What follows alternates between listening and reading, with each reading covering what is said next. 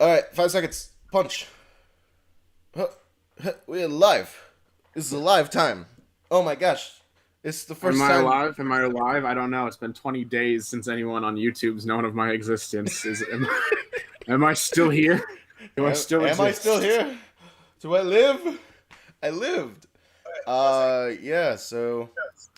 Well, welcome back to YouTube, I guess. Well, yeah, I guess I get to be the big one now. Yay. Yeah, you are. You are huge on the screen. Woohoo. You've taken over the screen. Yeah, so it's been, what, like 3, 4 weeks before since I've last uploaded Yeah, anything. something like that. I think it's going on 3 weeks at this point. Yeah, it's been more than 3 weeks because I'm pretty sure the Oscar nomination screen was over 21 days ago. So cool. You Wow. know what it is. And Uh, hey, congratulations. You got like 20 more subscribers in that time, right? that's Something like true. My that. subscriber count only went up in that whole time, which I don't know. I don't know what that says about me, but it's yeah. It's like Gucci. It's like one of those high-end fashion things. They like tell you not to buy it so that you'll come and buy more. Yeah. We are That's finally now here to provide them products. Do you want to explain why? so.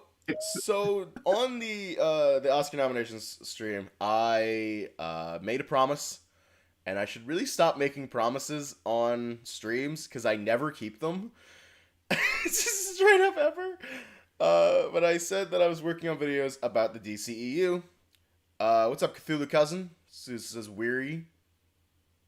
It's a totally normal way to say hello. I get it. Uh, Well, when I you're said, JoJo fans, and Part 6 literally just got announced a few oh days yes, ago. happy part 6 being announced, everyone. I forgot to mention that. Yeah, I'm very excited about this. I don't know when it's coming out. I think next year is supposed to come out. Something We'll like see. that, yeah. Details to follow. I don't know. This isn't about that, but I mean, this is basically a JoJo's channel at this point, so fuck it. So I said I was making videos about the DCU movies, all of them leading up to Justice League and including the Snyder cut of Justice League.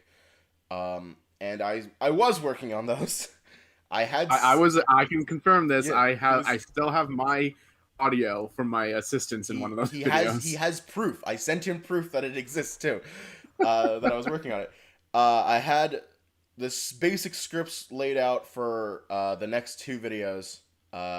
And not the fourth one because I hadn't watched the Snyder cut yet, but I had the basic script laid out for the next two videos, and I had the first one done on Man of Steel and Batman vs Superman, and I put it up because I put a shitload of effort into it, and I was very happy with how it came out. And YouTube looked at it and said no. So I said, okay, let me just try to fix this. So I tried 5 times, and YouTube still said no.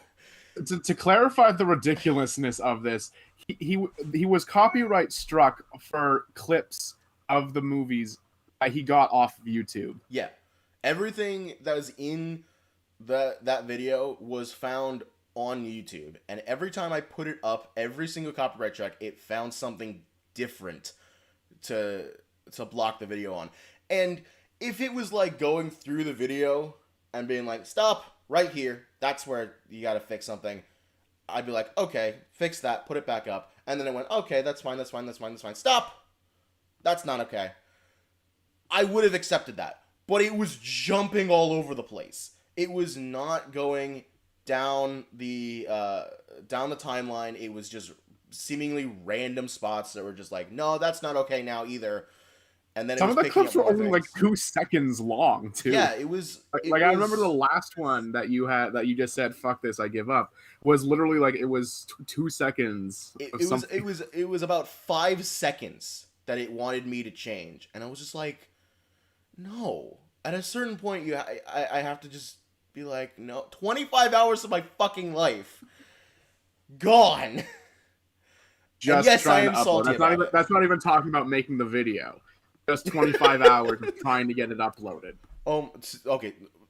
Real. Actually, if we're talking about just putting the video up, that was about 4 days of my life of just stressing and thinking about another. I go to work. I'm working. I'm like still thinking about the video being uploading right now and what else they're gonna fucking fail me on. I was texting my mother and my brother to check on my laptop multiple times a day to see how the upload was going, and it was still just nothing. So, instead of trying to work with YouTube's copyright algorithm and put up videos that are not what I want to put up anymore because it would have changed exactly everything about them that I wanted. We're going to be doing what I intended to do in a clipless fashion. We're just gonna talk. Yep, just on stream, talk about the things. I could have done this alone because those videos were just me talking mostly. John gets a lovely interjection about objectivism, which was very informative. I learned a lot out of it. Indeed, because I am a philosophy slut. He is a philosophy slut. But realistically, and we can probably talk about this in more detail later. But the philosophies of a director in both their life and their film style can have major effects on a script, even if the writer never intended. So Snyder, being an objectivist, making a movie about an altruistic character like Superman, it explains why there's a lot of problems with that movie that people can't really tack down, besides saying it doesn't feel like Superman. But anyways, that's for later. We will get to that. So the plan is basically to go through everything that I was going to go through in those videos, and then culminate with a big old discussion of the Snooder Coot. What went right, what went wrong, what was completely unnecessary, because there's honestly a lot of all three. Like, unnecessary. I can think of things that were like twice as long. I can think of at least 2 hours of the movie that were unnecessary. Anyway, so let's start with how it all began. In the video that I had actually completed, I went on this very long-winded intro about my relationship with the character of Superman and Superman movies, and the director and the producers that were involved. Because let's be honest, the Zack Snyder was not the name that really popped up in the credits for the trailer. It was Christopher Nolan, because it was hot off the tailcoats of the Dark Knight trilogy. Like, Chris Nolan was on top of the fucking world. He'd done the Dark Knight trilogy. He had done Inception. Everyone wanted to know what he was working on next, and what he was working on next was producing for another DC movie.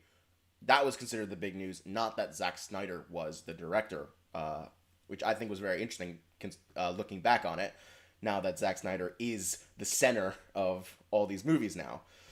Yeah. For better or for worse. I am talking to you, Cthulhu. You just... Oh, no. Sorry. Other people watching. Other people watching. I rescind. We are not cowards. I would love for everyone watching to be involved in the chat. I will point you guys out. Cthulhu Cousin, you're awesome. Thank you very much. Yes, anyway. Thank you for not showing us your true Eldritch form. Anyways. I loved you in Smite. Where was I? But yeah, so like before doing Man of Steel, Zack Snyder was really only known for 3 movies. He did a lot of short films before, none of which I have seen or have been able to find. But I will take the people's word of it that they are good. They won awards. Curse the 2000s unarchivable entertainment. It's at a certain point you just go, they're short films. Who cares? But he did do 300, and he did do Watchmen, and neither of those Sucker Punch. Don't forget Sucker Punch. That was the third one. I'm trying to. Okay. Sucker Punch is a movie that you either love or you hate. I am in the latter category. My cousin, who I talk with this about, loves Sucker Punch, so I've been through this debate before. I think Sucker Punch is an ugly, confusing, gross mess. I can understand why people would draw deeper meaning from it, and I can understand why they would consider it. I don't know if masterpiece is the right word, because I don't think anything Snyder has done has been a masterpiece, but clearly people disagree with me on this. But I can at least understand where people are coming from Sucker Punch, though I think it's still his worst movie. I love Sucker Punch, and I don't think there's any inner meaning to it. I literally just enjoy the absolute madness I'm watching on screen, and I shut my brain off. It's great. I tried shutting my brain off, but my God, if I'm going to shut my brain off and enjoy some dumb action, can it not be in gray? This is going to be a theme for the rest of this. Zack Snyder's obsession with the color gray and nothing else. Just, I don't get it. You have an entire rainbow of colors to pick from. Gray. Don't obsess over it. Last time you obsessed over it, it got bad. No, but I'm gonna insist on it. Fine, Sucker Punch is an original movie. Fine, it can be whatever the fuck he wants, even if it looks hideous. Fine, whatever. That's his thing. He is doing superhero movies. Have you fucking read a comic book? They are bright and colorful. Bright colors. Yeah. Even the dark ones. He at least started. Even fucking Frank Miller stuff. It's bright. Frank Miller's is especially colorful. I mean, like his like as and he loves doing things in black and white. I'm just saying. Ugh. So anyways, Watchmen. That was his first superhero movie, and did that come out did its creator? Did that come out before 300? I always forget which one that came first. Well, no, I'm saying first superhero. Oh, yeah, right. Never mind. I don't really consider 300. I consider it a historical fiction, not a superhero movie. You're right. Yeah, no, Watchmen was like the first kind of tippy toes into this kind of campy, huge like superhero, and it was based off one of the most gritty, dark, graphic novel-esque comic books. The greatest graphic novel of all time. And and its creator hated it and refuses to speak with the man to this day. In Alan Moore's defense, to be fair, he hates every adaptation of his work. He doesn't like any of them. Yeah, I'm okay, but yeah. But admittedly, of the adaptations of his work, all four of them, I mean, Killing Joke is still the best one, and then Watchmen is number 2. And then before those two was fucking V for Vendetta and League of Extraordinary Gentlemen. And I think we could put a nice big dividing line here, whether one is of decency. League of Extraordinary Gentlemen was just the Avengers before the Avengers came out. If you think about it, they literally fit exactly the same. You got the Hulk, you got like Jekyll and Hyde as the Hulk, you got like Alexander Tremaine, or who was Sean Connery's character in that one? He was a guy who was supposed to be not British. It was an English. Yeah, no, it was supposed to be like a British adventurer or whatever, a sharpshooter. Yeah, I don't remember. Or whatever. Anyways, okay, but those are movies we're not talking about. Yeah, today. But we're not talking about those. But yeah, Watchmen. I make the argument that, with the exception of a few things that were cut, and admittedly most of them were cut for time. And of course, except for the ending, which they completely changed, it is a fair adaptation of the graphic novel. They get all the main beats. They display them the same way that the comic does. The acting is very good. It hits all the great narrative beats. It doesn't do them exceptionally great, but it's a fair adaptation of them. I will say Snyder kind of had a bit of a rock and a hard place situation with Watchmen, because like in the original comic, the idea was most of the people who were superheroes weren't actually exceptional in any way, shape, or form other than Dr. Manhattan. Mm-hmm. So Snyder, but like the viewing audience, like people who would actually go and watch this, kind of expect superhero movie. You're like, oh, they've got to be able to like do things. So there were a whole lot more fight scenes that I know a lot of people say was like deathly to the Watchmen. But at the same time, I'm always of the opinion they kind of needed those fight scenes. Those fight scenes were like an injection of action that most people probably would have walked out saying that was a completely boring. Like it doesn't. None of the action I feel takes away from the character development or the tone of the film. I don't think it does. I think the one action scene that I'm pretty sure was not in the comic film that I absolutely remember was Adrian fighting some dudes in his lobby, and I think that action scene is actually really good because it shows who he was as when he was a vigilante. Which is something that we didn't really get in the comic. Like you know that he was Ozymandias and he was this superhero at one point, but like you never get to see what he was like as a fighter. And that one bit is just like a nice little glimpse into that world that we never get to see. So I like that addition. All the other fight scenes, at least they looked nice. Like, yeah, I was probably the biggest fan of the you're not trapped. I'm not trapped in here with you. You're trapped in here with me. Fight Rorschach hat. That was my favorite personally. That's pretty good. It's just that it was gonna be one of those books that was gonna be really hard to sell to the general audience, and obviously I think the marketing team also screwed over the production team. Because when they started marketing for it, it was just like, yeah, this is the next big superhero movie. It's a big high action. Like, no, that's not really what Watchmen is. But Watchmen's supposed to be a think piece and a satire on superhero movies, not a big action superhero. So, anyways, yeah, but that's where its failings are. But it's not a bad movie as is. It's watchable. It is, for the most part, enjoyable. I think, and it does not have all of the Snyder tropes. Because when you're adapting something, you a strict story, you kind of have to add in the original, have to stick to more than your own stuff to the source material. Which my argument is that when he is given us strict guidelines, he has to adapt this story. When he did Watchmen, when he did 300, he does a fair job of telling that story in a visual medium. That is his strengths. He can do that.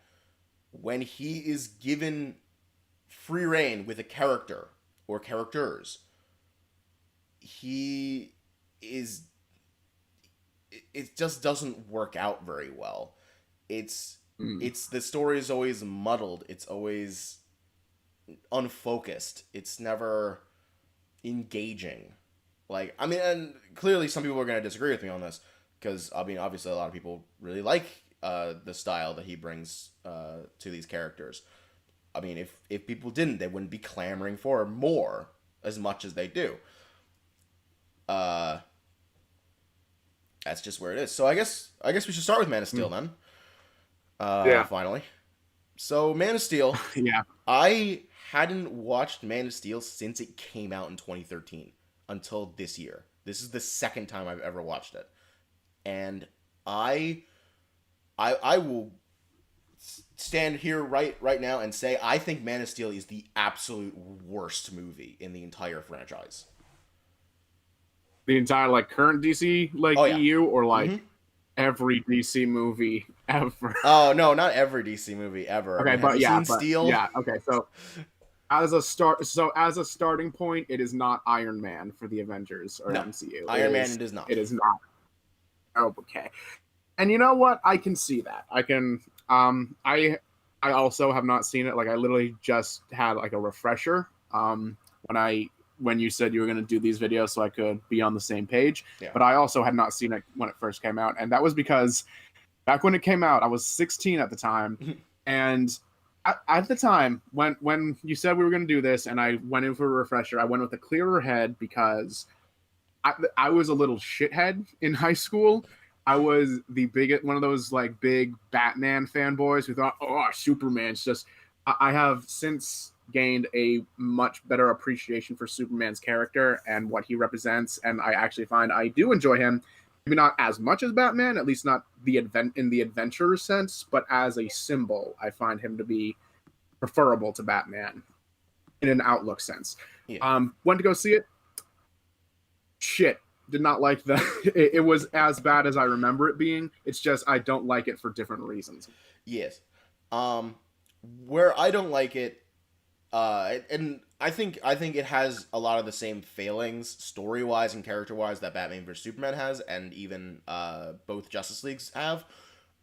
Where I think it really falls apart is in its visuals. It is the camera work is shaky. It is unfocused. It is just boringly edited. Just like, oh yeah, slap this together. It makes it somewhat coherent. The visual design is so drab. Like the opening scenes on Krypton. The color scheme genuinely reminds me of Twilight. Yes, like it's not saturated. It's not as saturated, like to show off like the actual paleness of a vampire or whatever. But the muddled colors, like the background colors and sort of everything else, reminds me uncomfortably of Twilight. I knew it was reminding me of something, and I couldn't put my finger on it until you said Twilight. Quick update from Cthulhu Cousin: Batman is an emo that fucks bats. True. I mean, you can't prove that he doesn't. He fucks cats. Oh, he does fuck cats. Technically, he fucks cats. And then they break off the marriage. Cowards. Yeah, which I hated. But anyways, we'll get to Batman. We'll get to Batman later when we have. But like Superman. Krypton is supposed to be really just. It's supposed to look like a paradise in most forms. I mean, yeah, obviously it's a little rundown, and they're being too. They're consuming too much energy too fast. But like, it still looks pretty. Like the idea is like the people on the surface are just like, nah, everything's fine. These are just little earthquakes, no big deal. The planet's not gonna explode or anything. But like in Man of Steel, what we see of Krypton is just it's like a barren desert. There's like nothing there. There's an ongoing civil war while the planet is blowing up. I remember, yes, I remember, you know how Shakespeare once said, brevity is the soul of wit. This is why so many movies, they start like with an action scene or they start with something big going on. I felt there was the problem with Man of Steel's opening is there is something big going on, but it's going on for such a fucking long time, you actually kind of forget the urgency. Like, they had a trial and a sentence for Zod and his followers while the planet was actively blowing up. I literally looked at that and I thought, why are you putting him in the jail? Just throw him outside. Just where the rest wait of about an hour. The planet's just gonna be gone soon. Yeah, and Jor-El is running around like. I genuinely forgot, is he supposed to be a fugitive or not? Because, like... so he's not a fugitive in this version. He is, the council, like, kind of... It opens with him, like, being like, please, council, the planet's gonna explode. And council's like, nah, you're weird. And then Zod bursts in and is like, nah, I'm gonna shoot all of you. Shoots the entire council, and then asks Jor-El to stand with him, even though he just murdered the entire government. Okay, and then Jor-El and then he chases Jor-El. Jor-El goes back to send Superman away, which again feels kind of weird. Like, because not only that, they actually opened with Superman's birth. Yes. And for some reason, Man of Steel has this weird thing where there hasn't been a natural Kryptonian birth in such a long time. I don't understand that. Like, why is that? Yeah. First of all, why is that a plot point? Second of all, why is that a thing at all? Just it seems that's actually why I thought he was a fugitive from the get-go, because I thought, does that mean like having a baby naturally is it like now, or I don't know. But yeah, so clear. I didn't understand, because another thing is Jor-El as like the eternal father to like the Superman man is like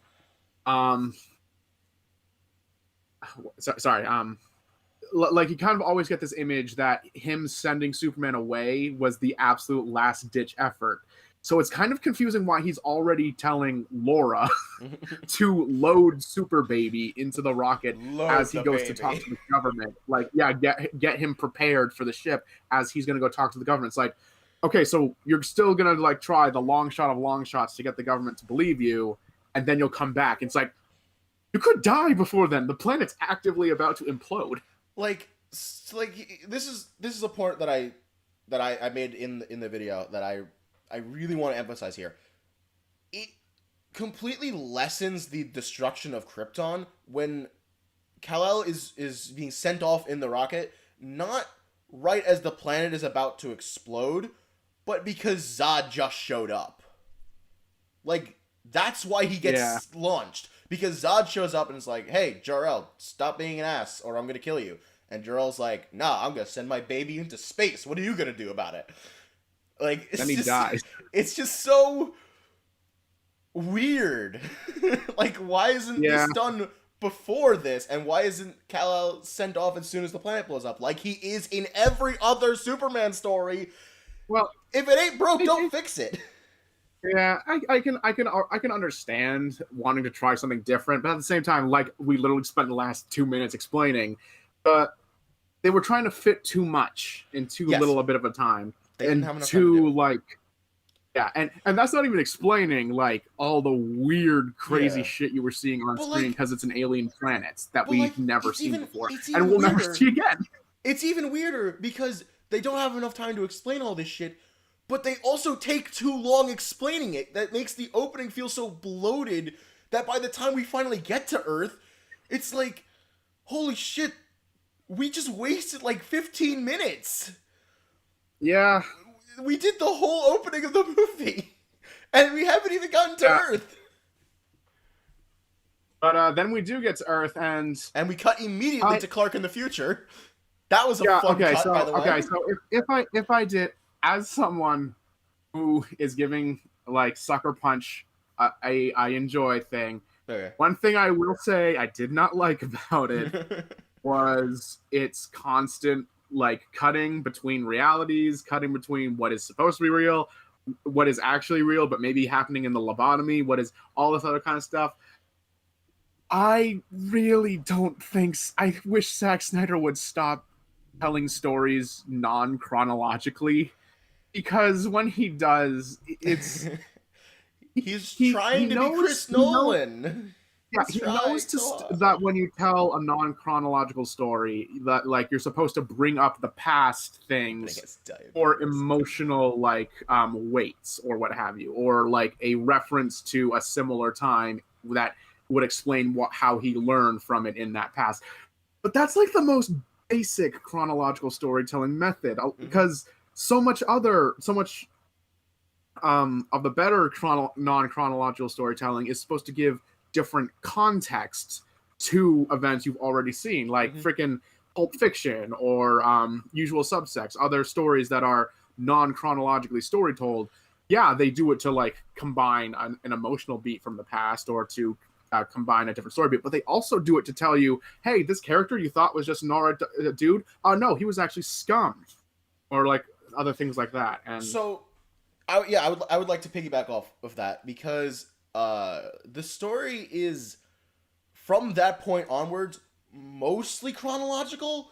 The problem is it has all these flashbacks to Clark's past to explain things, and they have just terrible transitions. They just come out of fucking nowhere. So there's a scene where Clark is walking, he's going north. The whole point of the entire first act of the movie, he's just walking north. Like, that's just his thing. He's just walking through a town. He sees a school bus. He stares at the school bus. School bus drives by. He's still staring at it. Oh my gosh, it's a bus in Kansas. I was on a bus once. Holy shit. It's the scene where the bus drives off a bridge. And it's like, why did we need to hold on that for so long? Like, any kind of transition there would have been more helpful and faster to get us to the flashback, because we get it. The connection is he sees a bus. I get that. Not only that, I feel like that particular flashback would have been better if they flashed back to it when he was drowning later on in the film, after he saved all those I think, were they oil workers? Yeah, or, he saves people on an oil rig. On an oil rig, and then he that's actually earlier. That's one of the first things he does. It would have been better because that was another time in his life where he was drowning. It and ties in with the drowning guys. No, not only that, like thematically, trauma, like drowning, it can like easily connect you to something than seeing a bus, which is something you probably went on all the time as a kid, and that everyone has gone on. School? He got on a school bus? What? Everyone has been on school buses. Not everyone has specifically had a drowning trauma. That's true. So, you know, and is this a good time to segue into Mr. Kent's reaction it is to certainly, Clark because this is the scene that gives us that great line of, what was I supposed to do? Just let them drown? Maybe. Fuck you, Jonathan Kent. Okay, I know you're having your emotional catharsis for that at the moment, but this is also where I have to come in and bring back what we talked about earlier. The reason Jonathan Kent does this is because the Kents have always been who instill Superman his morals. Yeah. And Man of Steel is very much a Superman with objectivist morals. So the Kents are constantly giving him advice in line with the philosophical system Ayn Rand created, objectivism and ethical egoism. So yes, in an objectivist sense, no, maybe you should have let them drown because the other kids are not your responsibility. A lot of those kids were bullying Clark, you see. Like they actually showed like when he was freaking out because the Red Sun was making his superpowers go haywire, and like a lot of them were kind of like throwing stuff at him on the bus. Well, those people are getting in his way. Those people are enemies to him. They are his competition, and they are in no way allies to him of their own volition. Let them drown. Maybe you should let them drown. Same with Martha later on saying, be a superhero or don't. You don't have any responsibility to any of these people. That is word for word the synopsis of ethical egoism. Yeah. It's a belief that you only have a responsibility to yourself and those you personally care about. That's also why in the climax, I get to talk about more about this because I'm not like limited to 2 minutes. Yes. Why for some odd reason no one could understand letting all of Metropolis more or less completely blow up, but saving Lois was totally fine. It was totally kosher. Like them standing in a literal crater surrounded by the destroyed buildings of like millions in lost revenue and hundreds of thousands of lost lives, but Clark has the girl who's loved him this whole time. It's like, yeah, that's ethically all right. We're cool. Like, what the fuck? What the fuck? He just destroyed an entire fucking city. No remorse. Yeah. And that's kind of the big problem. Normally, that's not necessarily a problem. It's all right to reimagine or rethink a lot of characters through different philosophical lens. The problem is, though, Superman's an altruist. He's always been considered an altruist. There is literally, I actually cannot think of any philosophical schools more on the opposite end of the spectrum than altruism and objectivism. Because altruism is literally putting every single other person before yourself, regardless of your relationship to them. And objectivism is literally fuck everyone who isn't you. So it's more complex than that, I know, but I'm just being facetious. It's nice and simplistic. Yeah, like, and there are objectivist superheroes. There's the Question. Like, she was in Birds of Prey. There's Mr. A, like, even Rorschach. Yeah, he was a satire of them, but I think that's kind of why Zack Snyder enjoyed him in Watchmen so much, was because he was an objectivist superhero. Even Batman, to a degree, in some storylines, that's just how the way he works.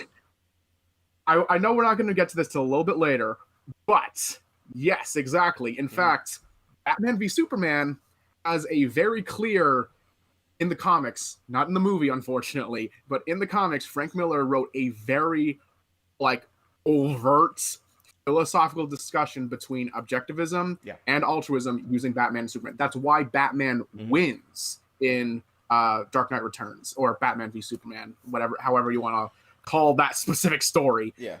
It's because Frank Miller also is an objectivist, and he also agrees with these sorts of opinions. And that's the thing. Superman was supposed to be in that story. He was the lackey. He was this guy with incredible power who just let everyone else tell him what to do. So he was sort of supposed to be the guy you don't want to be. Mm-hmm. Whereas Batman is the self-made man. He's physically at the top of every like human ability. He's got a brain the size of a galaxy brain meme. Like he's a superhero. I know it's like a joke almost at this point, but that's kind of the thing. He's a regular guy who is fighting gods with the Justice League. So it's like, yeah, objectivists love Batman because he is everything they think a superhero should be. Exactly. Yeah.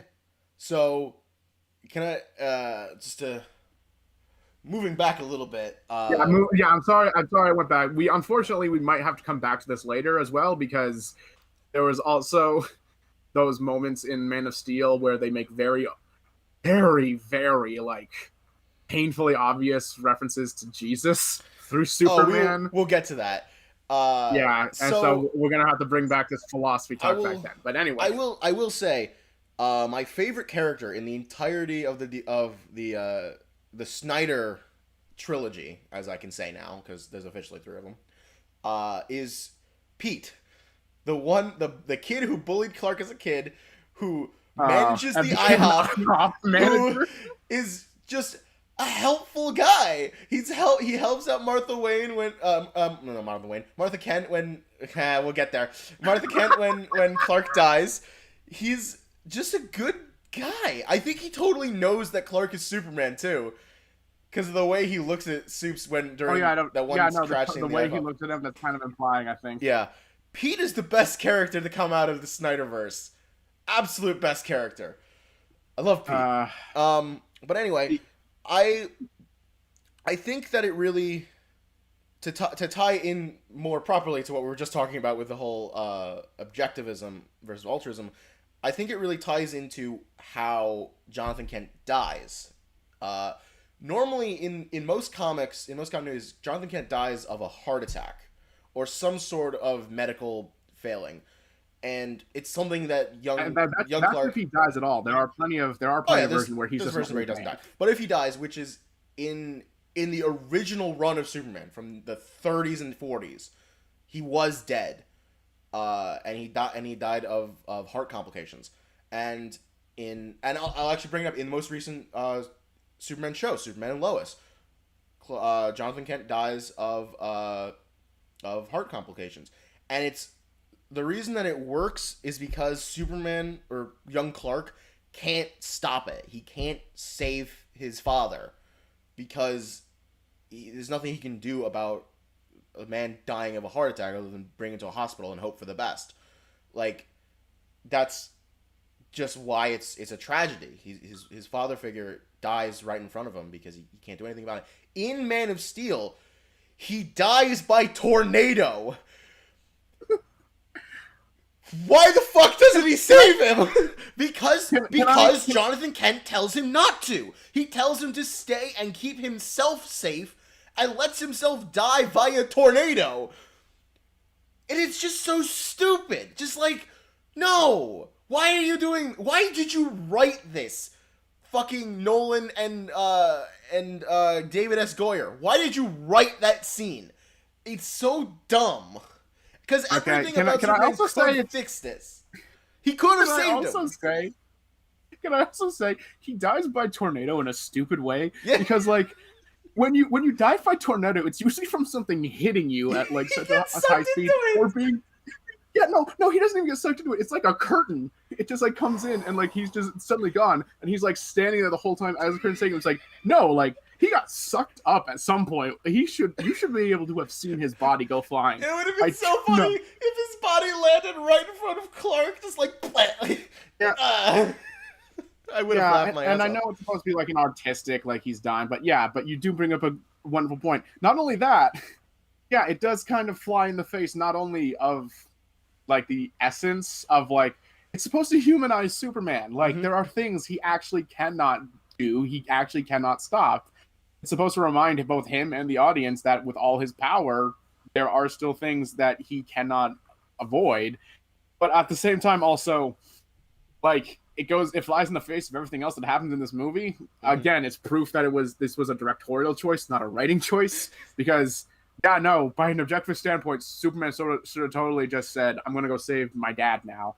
Also, it's so stupid that he literally dies to go save a dog that ends up being like it's a different dog when you come back to the Smallville house. It's a different dog. He would have outlived that dog by like 20 years.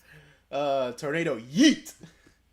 A part of me genuinely kind of hopes they used a different dog by accident. A part of me genuinely hopes they didn't, because otherwise it's just so stupid. Yeah. So, blah blah blah. A lot of not interesting things happen. Zod appears. Yeah, no, it's a personal journey. It's a personal journey. He crucified a truck. He crucified a truck.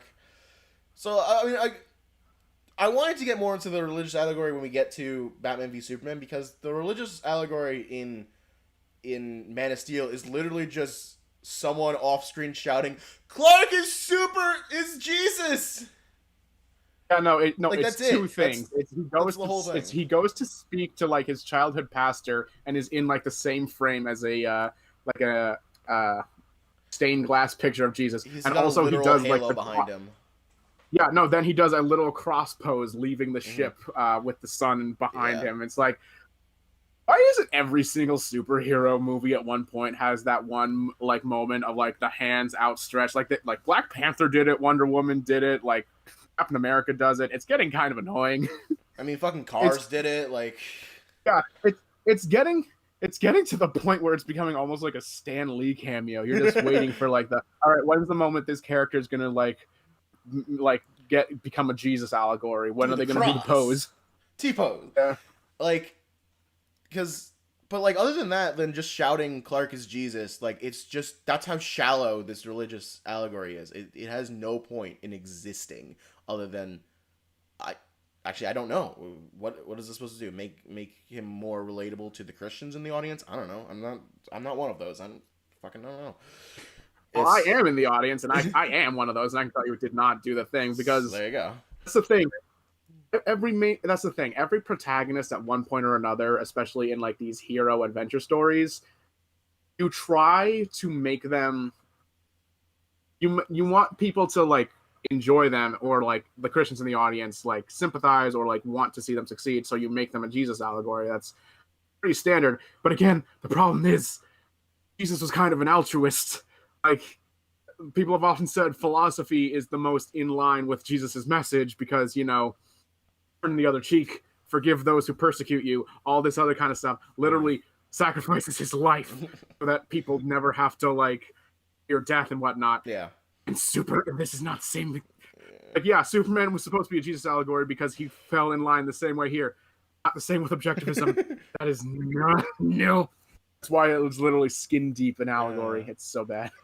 Like, yeah, I mean, there's a little bit more meat to it in Batman v Superman, and we'll get to that soon.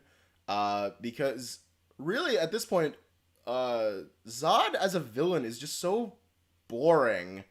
At least in this version. I mean, there are versions of Zod that are really interesting. I'll cite the Suicide Squad Rebirth that had Zod as his first villain, and that was probably one of the best storylines in that book, and that was a really good book. So he can be fun. Or Superman 2, he's really enjoyable in Superman 2 from. Oh yeah, no, Neil, that's always so fantastic. Yeah.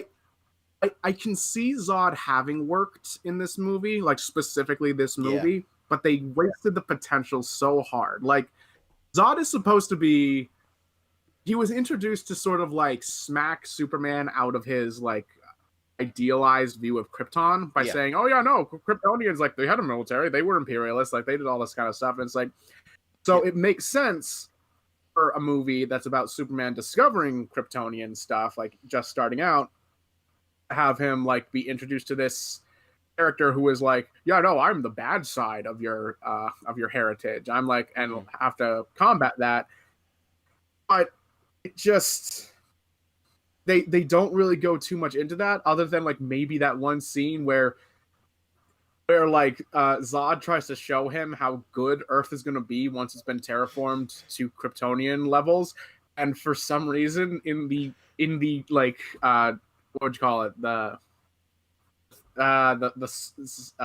what's the word, the big electronic thing, the thing that it makes him see things, or I don't really know what it was called. It was basically a holodeck, but in your mind. Okay, yeah, a projection. Projection is mine. As him get eaten by a sea of skulls. Yeah, like, and it's like, wasn't he trying to recruit him at that point? Like, he wasn't like totally. No, he was. I don't think he totally hated him at that point. He was trying to show him, like, no, it's not going to be bad. Look at what's going to happen when we terraform everything, and it's literally just a hellscape, and like death is literally surrounding Superman, and he's like, see. Good. Awesome, isn't it? It's cool, right? You want to join us? Skulls everywhere. It feels like Zod should have been a lot more of a convincing character to not be fucking wasted. Mm-hmm. You know, maybe actually make like bring up kind of like what Iron Man does. That like, yeah, good things are like military funding is usually what kind of projectiles people like further and like can help with medical stuff and whatnot. I would have gone as like this. Oh, sorry. It's not good. Oh no!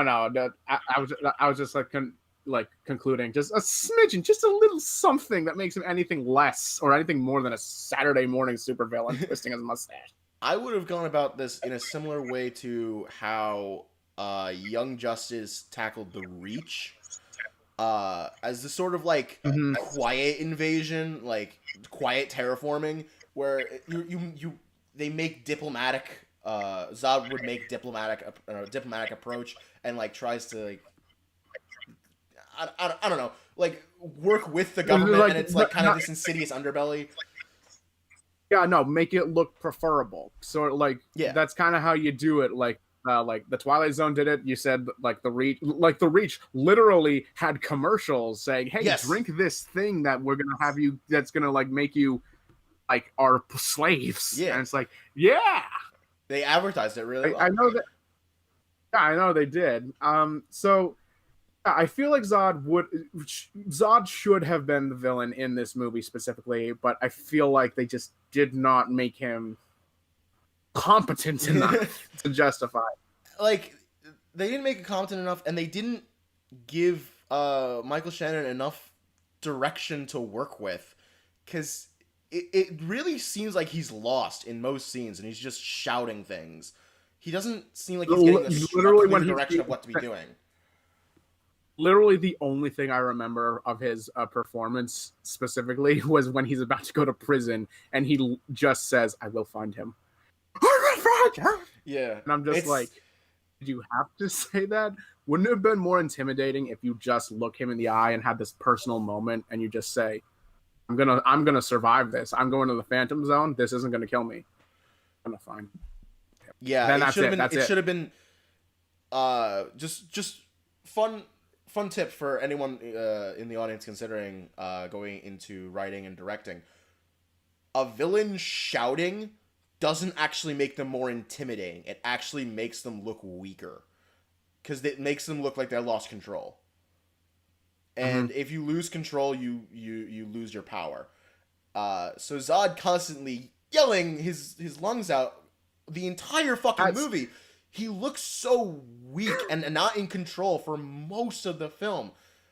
And it's just annoying, really. That's why people hate when Darth Vader screams no so much. I know that's another joke. That's because Vader gives off this air of control, because his voice very rarely he very rarely yells. He raises his voice, but he never like yells. He's at a steady level for pretty much the entire every line he has in the original trilogy. It's very calm. It's like creepy. That's why people don't like. Yeah, it's calm, it's creepy, and it makes you realize, oh shit, he knows more than I do, and it's scaring you. That's why people hate the no. That's why people hate Kylo Ren, despite him literally being a carbon copy of Vader, because he always yells. Yeah, unlike Vader. No, I'm not going to go into it because I'm trying to not go into it. I was just giving an example of a good villain who never yells, just to give you, just like to give a Sorry, that's just tangible example. But just back to Zod, just where my brain goes. I like going on tangents. But yeah. So speaking of Zod, I mean, I think that can bring us basically to the climax, where they fucking blow up Metropolis. It's just like they do more damage than the fucking terraform machine did. They do about as much. I'll give them this. I'm pretty sure the U.S. military has the highest body count in the film. They kill more U.S. civilians than anyone else. Okay, so in the fight in downtown Smallville, like everyone's like running into their buildings, like avoid the super villain fight that's about to happen with Superman and the two Kryptonian people who I don't remember their names because they had no personalities or lines. I think it was like no, it was the two other ones from Superman 2. It was like it's supposed to be them, but like with half the personality, and they already had very little personality in that movie because they had no time. And it's even worse because one of them is mute. It's even worse because one of them is mute. Exactly. But anyway, like they're ready to fight and throw down, and then the military shows up and blows up the whole block. Like they just killed everyone in Smallville. I'm pretty sure. Like what the fuck, military? Why? It didn't even touch them. It didn't even touch the two. It didn't hurt anyone except the civilians. I swear, Snyder portrays the military as the most incompetent thing on the planet in all of his movies. I could not take it seriously, both because of that and also because the main military guy is like that guy from Law and Order. Yes. And I just keep looking. I was like, wait, you're a cop. You're not a military man. Why are you here? God. But anyway, so they blow up. They fucking destroy the city. Random fact. Longtime Superman supporting character Emil Hamilton is included in the film. He is just a scientist, and then he fucking blows up. He blows himself up to blow up the other terraformer. So this is a trend of long-running Superman supporting characters just randomly dying in these movies. Like, what the fuck, guys? I literally think they're just like a name to the directors and the producers and such. Like, it's literally just especially when we get to Batman v Superman. Yeah. But anyway, I suppose they fight, they destroy the city, they punch through buildings. It's like kind of cool, but like also you're thinking like at that point, just my enthusiasm for the movie was non-existent, and I was just like, man, how are they going to rebuild Metropolis? The IHOP fist fight was actually better than the climactic fist fight. Yeah, it was. So we'll jump to the controversial part. Superman kills Zod. The DC snap. The DC snap. It was a few years early. So what happens is they land in, I think, City Hall, I guess, where there are still people. I thought it was a bank. I had no idea what it was. Some weird, like, realistic style building. It's an ivory building. That's all. Yeah, that's all. Ivory. They crash through the building. There are just people there. I don't know what the fuck they're doing, but they're just there. They're trying to hide. Don't you remember all the people running to the buildings to hide? I guess. I don't know. They're dumb people. Dumb people are dumb in these movies. Civilians. So Zod sees that there's some people, and he's just like, laser eyes. And so Superman grabs him by the head for all reasons, and he's just like, no, don't kill people. He's trying to chokehold him. I remember he was like trying to knock him out or something by chokeholding him, but it's doing it very poorly. And so Zod is slowly turning his head, and he's like, Superman's yelling, no, don't kill the people, and Zod's like, no, I will kill the people. And so Superman, in a genius move, just snaps his neck. So what the fuck was stopping him from moving Zod or flying upwards? Here's the question. What was stopping Zod from just like moving his eyes to the right? Because that would have, like, the laser was going forward the whole time, right from where his head was starting. He was trying to move his head like an owl, but he could just move his eyes, and he would have sliced right through that. Many questions. Just like, I get what they were trying to do, but they did it badly, and it just leaves me with questions. I'm reminded also the reason I disliked it most of all was because I can't tell if Superman is supposed to be like compassionate or like only doing this because it needs to be done, sort of compassionate, or if he's like just acting wildly out of character because of the babies. Like, remember the Kryptonian like Codex babies, whatever? Oh yeah, he literally commits genocide. No, he commits genocide. He blasts all of them and like without a single opinion. Like, because that's the thing. Both the embryos and Zod kind of represent the same thing, the last legacy of Krypton beyond Superman. Like, with them gone, he is permanently alone in the most literal sense as a Kryptonian. But he acts so different based on both of like the actions. Like, he screams a wail of agony upon like Zod's death, but like after the destruction of the embryos, he's just like, yep, mission accomplished, flies off. Fly away. It's even worse. Krypton had its chance. Yeah. But even worse, the embryos didn't do anything. No, not a thing. Why not scream a wail of agony for them? Because they're more or less innocent in all of this, not the why kill them in the first place then? Like, what the fuck? Yeah. Again, I'm imagining the idea is he doesn't want to risk like a sunspot kind of thing. You remember that horror movie, Superman horror movie? But yeah, he's trying to avoid that kind of situation. But at the same time, I'm just thinking, what? Like, couldn't you just perpetually keep them in their state? They've apparently been here for decades in these like egg grape things, in this like connected to this like really weird umbilical cord. Just keep them there indefinitely, or like if you feel ready to have like you could potentially take care of them or raise them the way you were, let a few of them out. Like, maybe, I don't know. But yeah, no. Like, it makes no sense why he destroys one legacy and mourns it, and then destroys a different legacy that could potentially be a better legacy, and is just like, well, what are you gonna do? Oops. No, what are you gonna do? I think the absolute worst part of snapping Zod's neck and killing him is not that they did it, because I can understand why they did it, but the fact that there are zero consequences for that. Then he screams in agony and he's like, no, I killed Zod. Oh, how horrible. I'm the worst. And then the next scene, he's fine.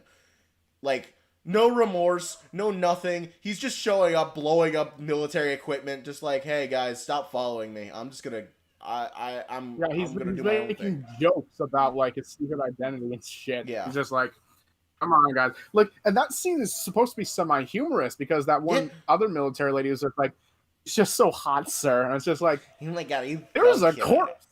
There's a corpse 5 minutes ago. Why are we doing this right now? Why are we making jokes? Like, just at all. At this point in the movie with no jokes. Yeah. I don't know. And then Superman and Lois get together because they have to, not because they have any reason to in this movie. They just have to. Not because they're having a chemistry or anything. Yeah, they barely spend any time together. They only, and this is the thing that pisses me off with a lot of people's interpretation of Superman and Lois' relationship. Lois Lane does not marry Superman. Lois Lane marries Clark Kent. That is what happens. She does not marry him because he is Superman. He marries him because she loves Clark Kent. This movie doesn't have them actually interact as Lois and Clark until the exact last scene of the movie.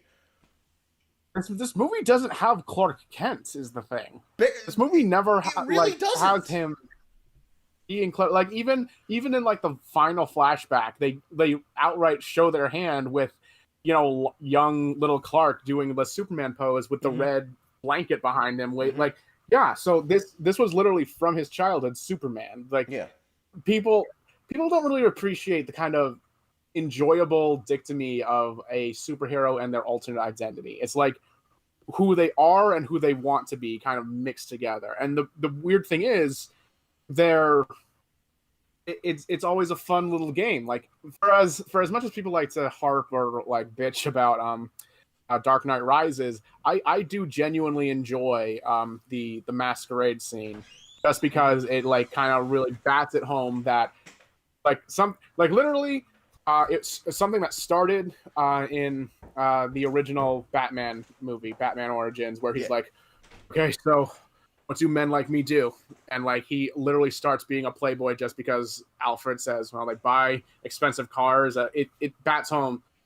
Bruce Wayne died in that alley with his parents. Batman has been the one walking around since. Exactly. But like, that's not what Superman's about, though. Clark Kent, he was Clark Kent first, and Clark Kent never dies. Clark Kent is always there. He is Clark Kent. Superman is the alternate identity. But this movie has that completely backwards, and that annoys me as a Superman fan. But that's the thing that's going on for a long time.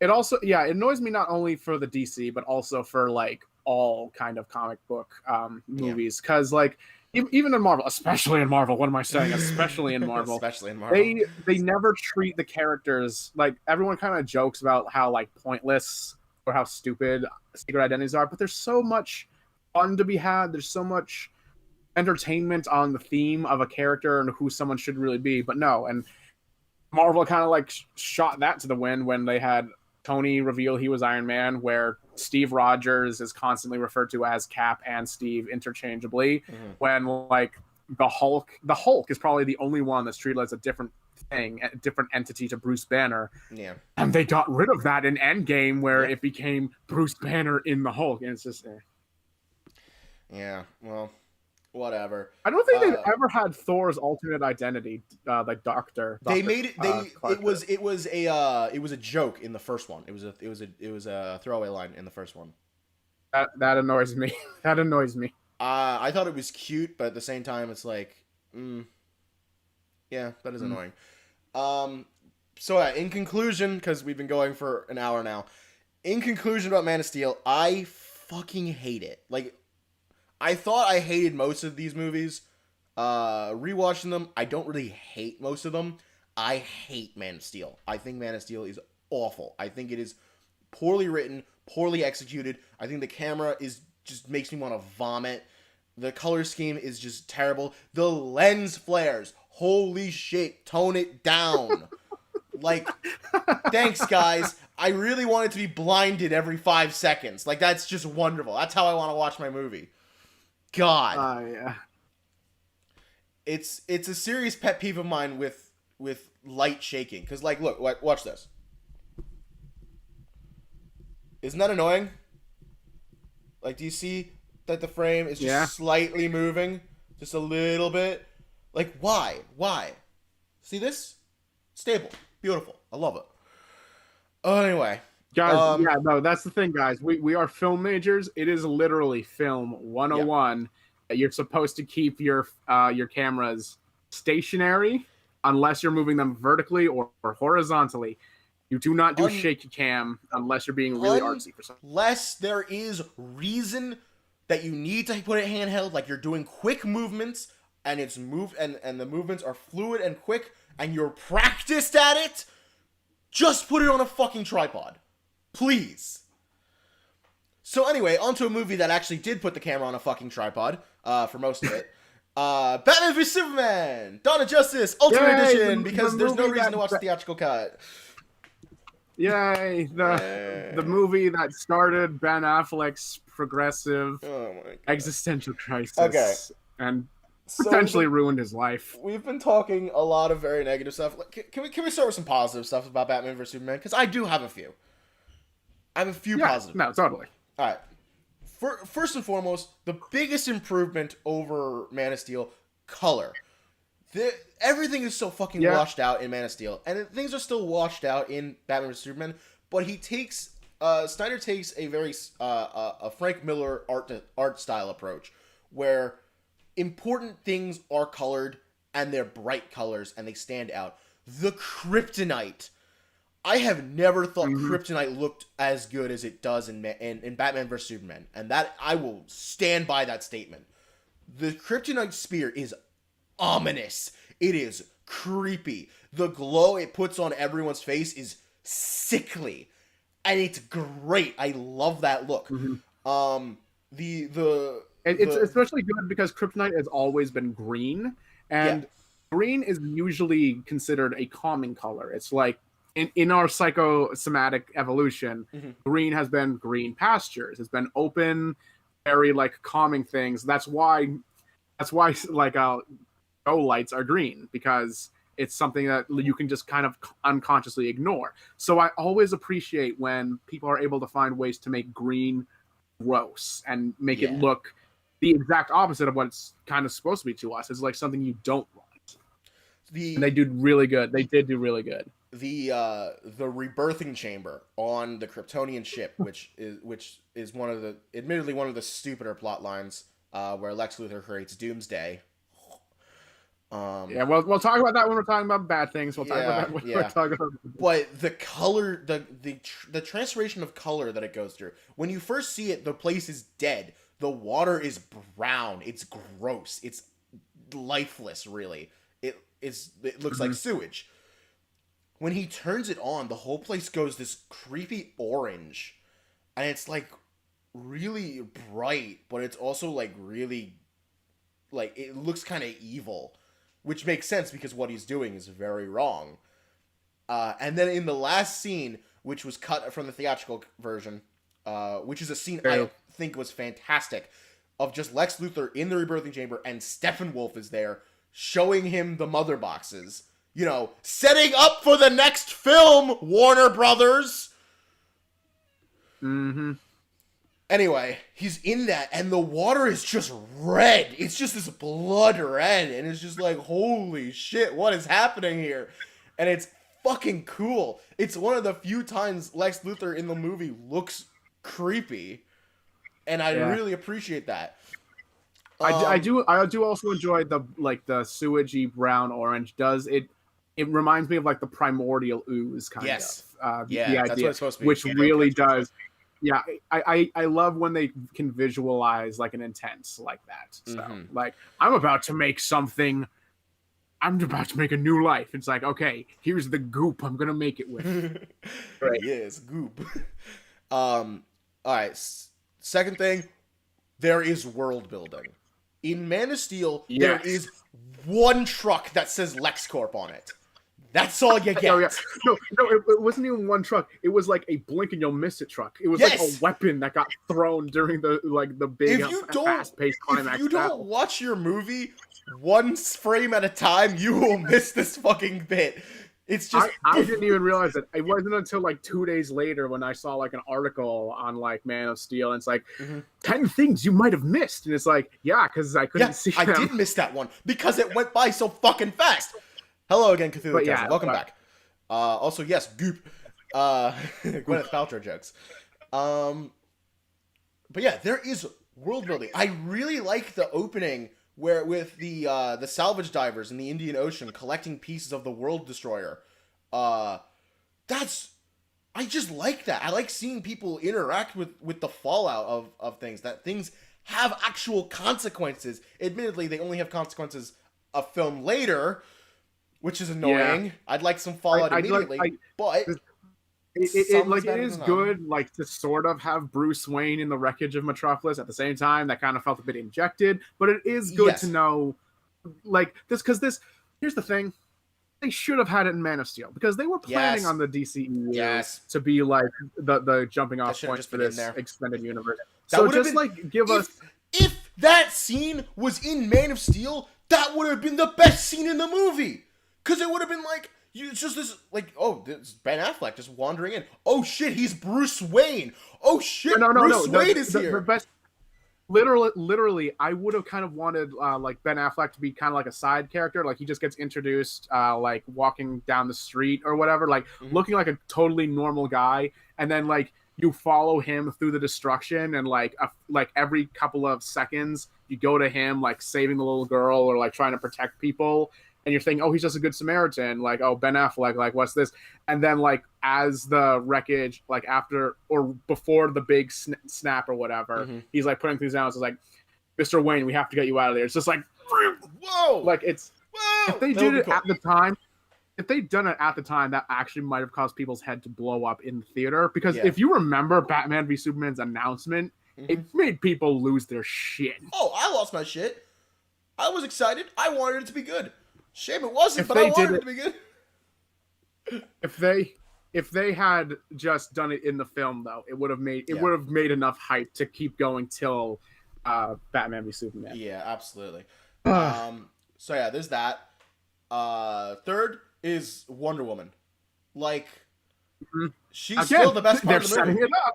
They're having her here, setting it up before her movie. Oh, right. I forgot to mention. This is something that's a bit more important for Justice League when we get to it. But I do like all the files that Lex Luthor has created on all the other metahumans that are going to be important later. I like that that's included. It's nice that they're just introducing them. That's good. I still think they all should have gotten their own movies before Justice League. But at least they're introduced. I'll give them that. But anyway, Wonder Woman, on the other hand, a little bit more than introduced. I mean, she's really... She was involved in the final battle. She's introducing them, and then there's establishing them. She's really just being established. Yeah. Which is fine. She gets her own movie, but she's actually involved in the plot, basically, barely. What I wrote in the script, and I'm very proud of this, Batman v Superman's plot basically boils down to Batman and Superman having a cock measuring contest. And yeah, that was their first conversation, wasn't it? Yes, pretty much. And the way they phrase it as is that it's man versus God. You know, Bruce is the man, Clark is the God. Cool, whatever.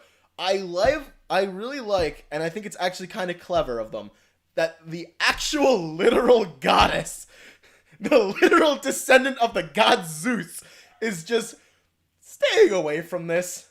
Doesn't want anything to do with it until their mess spills over and almost destroys the world. Then she shows up to clean up their problems.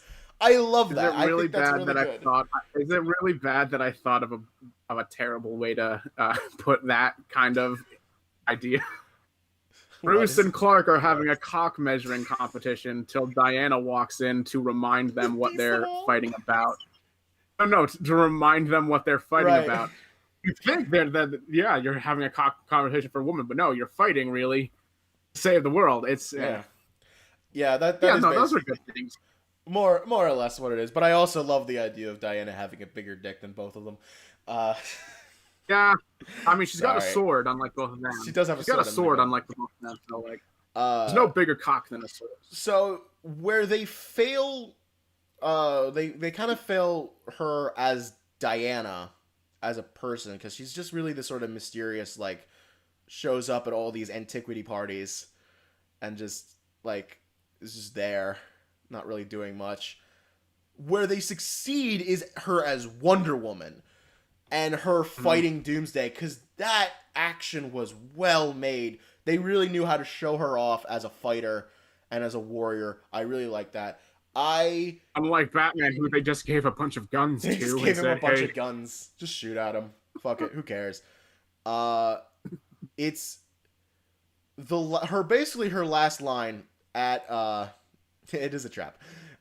Standing over Clark's grave. And she talks about how she stepped away from the world of man. I'm sorry. That's the dumbest fucking shit. I don't care.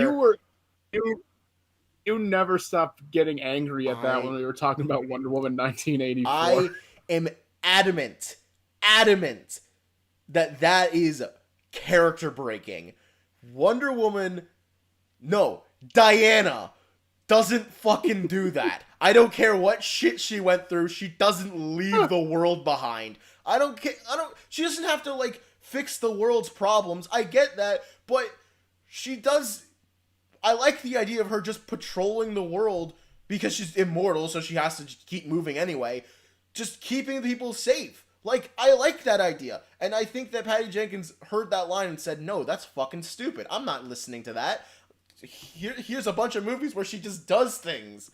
Like, yeah, I'm glad. That. Yeah, I'm glad you dislike this line because the Wonder Woman movies have continually proven them wrong. Okay, so I mean, we are going to talk very briefly because there's not really a whole lot to talk about the actual one, the first Wonder Woman movie. They do this sort of like corny narration at the beginning and end, like, this is why I walked away from the world, man, and it just feels like You guys added that after the movie was made, didn't you? The movie was done, and someone said, "Nah, but she said this thing in Batman vs Superman. You gotta include this." And everyone on that production was just like, "Fine, okay." Gal, get in the studio. Editorial mandate for only for the comics, not for the movies. You'd think, right? Well, I mean, Jeff Johns is executive producer, so there you go. Yeah. And all his racism, but we'll get there. Oh, you want to talk? Well, hey, no, wait. We're talking about Man of Steel. So you want to talk a little bit about racism? Man, that one scene in Mexico. Oh, God. I had one more nice thing to say about Batman v Superman. Okay, but I'll let you say your nice thing, and then we can start with that. Josuke, you can come by whenever you want. This will be up on the channel as soon as we're done, whenever we finish. Who knows how long that'll be, but it'll be up. We're okay. So the one thing, and I think possibly the thing that I actually appreciated the most about Batman vs Superman that I didn't appreciate enough the first time around, or the first 2 times around. Sorry, Jeremy Irons. Jeremy Irons' Alfred is now my favorite Alfred. Even more than Michael Caine. Even more than Michael Caine. Even more than Michael Caine. Wow. I'm sorry, Michael Caine. I'm sorry. I like Jeremy Irons more. I will admit that is impressive. And he is Scar, so I mean. So the thing about Jeremy Irons as Alfred is he just has so much bite to him, so much sass. It's just he reminds you of the animated series Alfred. Yes, he does. He does a lot. I drew you a paw, mocked away. The way he interacts with Bruce is that he is 100% done with Bruce's shit. He just straight up calls him an idiot, basically. But he's never gonna leave Bruce, because at the point where he's at in these films, if Alfred leaves him, Bruce will have literally no one. And then things might get actually bad. And I appreciate that idea. And it's not spoken, ever. It's never said. It's just implied. And I love that. Also, he's just really amusing and often the funniest person on screen. And I love him. I love him so much. I think if anything can carry over from the Snyder movies, Jeremy Irons as Alfred can stay. I would love for more of Jeremy Irons. So let's talk about all the bad stuff about Batman vs Superman, namely Batman and Superman. Jesus Christ, guys! You had one job: make a Batman and Superman movie, and you fucked it up. Well, I know I'm letting my college freshman slut show a bit too much here. But if we want to bring it back to the philosophical conversation, it's because the original story, when Frank Miller made it, was literally, it had, again, that discussion of altruism versus objectivism. Yes. This movie has 2 objectivists fighting over nothing, basically. I think I made a joke. In the original video. There's something I think this fight is supposed to be objectivism versus xenophobic objectivism, and I can't figure out how that's different. No, that's the thing. It isn't. It literally isn't. It isn't. Objectivism is literally xenophobia for everything that is not you. Mm-hmm. So there's a reason a lot of objectivists are also people who say we need to keep out people not like us. But anyway, we can actually link that around to the Jeff John racism, because I need to say that one scene in Mexico where all these Mexican people with Dia de los Muertos makeup on, putting their hands out to say, Superman. I live with Mexicans, all right? I live in a neighborhood full of Mexicans. If you even implied that some kind of random alien, literal a guy from space, white guy, showed up, they would not be worshiping him. Okay? They would not be. Not during Day of the Dead either. That's a religious holiday. No, that's a religious holiday. They are not going to ignore their normal obligations to say, "Oh shit, maybe that's Jesus." No. But here's another thing that I think is almost certainly racist. The scene in Mexico takes place on Day of the Dead, but Does it actually? They never say that it does. They're just dressed up like that. It's just the makeup. No, Like, no, that's just how fuck? Mexicans look. It's just how Mexicans look. It's just how they're doing. Oh my god. Okay. Scene. Yeah. No. Here's another weird thing. Why couldn't they have updated the Daily Planet like at all? Why is it still a newspaper? I don't know. The fucking Daily Bugle has gotten digitized, and yet Daily Planet still isn't. Yeah. The Daily Bugle is a podcast now. Why can't you make? Oh, no! Just a quick side note, because I picked up the newest. Silk has a new book, and I love Silk so much. She's my favorite spider human. She now works at J. Jonah Jameson's new online paper called Threats and Menaces. It's just the greatest thing. Oh, I love that book so far. Okay, that's fantastic. That sounds amazing. But yeah, no, just change it, like, even to just a newsroom, like even just a televised newsroom, because like I understand, yeah, he's worked at a paper since the 30s, but newspapers were the best way to get news in the 30s. They aren't anymore. They aren't. So if you're gonna update anything about the character, have him live in the freaking century he is currently in, and just have him work at like a newsroom. You don't even, let's just say the Bugle went televised or something back in like the 70s or something. Just give us anything. It's weird, and it's just traditional newspaper. Especially because for some reason they made him the sports reporter. Yeah, what the fuck was up with that? Even though he's never been the sport, is it just to make Perry like seem more like justified in his bitching about him complaining about freaking Batman? Why is he complaining about Batman though? Batman's in Gotham. Because Gotham is on the other side of the harbor in this movie. That is so fucking stupid. You do not. Okay, sure. They're both sort of supposed to be like look like New York, I guess. Well, Gotham is literally supposed to be New York. I know, but like in this movie, I guess since Metropolis is now New York, I guess now Gotham is Jersey. So, just yeah. It's little things like that kind of annoy me because it shows a very minimal respect for anything that is not the main plot or like the main story. Yeah. It's like you can do a little bit, just a little something to make these make more sense. Yeah. So speaking of little bits, it's something that I found hysterical rewatching this movie. So there's this scene where Clark is out in Gotham, investigating the Batman. And then it cuts back to his empty chair at the Planet, and Perry White walks by and says, "Where's Clark?" And then it cuts back to Clark in Gotham. Yeah. Like, okay, we know where he is. Why did you have to tell us that he's not in the office? We know this already. No, I can appreciate that as a joke, as just like, people usually don't think about what a superhero when they're gone from their daily life is like and how people might react to that. I mean, given this, it's more funny than anything from Man of Steel, even the one joke from Man of Steel. Yeah, so that's definitely true. It's an improvement in that way. It is a light improvement, which is the majority of this movie. Light improvements. So yeah, I think there's really nothing more about Superman in this movie that we should talk about, because I mean, it basically just carries over from Man of Steel. He basically learned nothing. It's the Iron Man 2. It is literally just setting up Justice League. It really just is. But at least Iron Man 2 is funny, and not 3 hours long.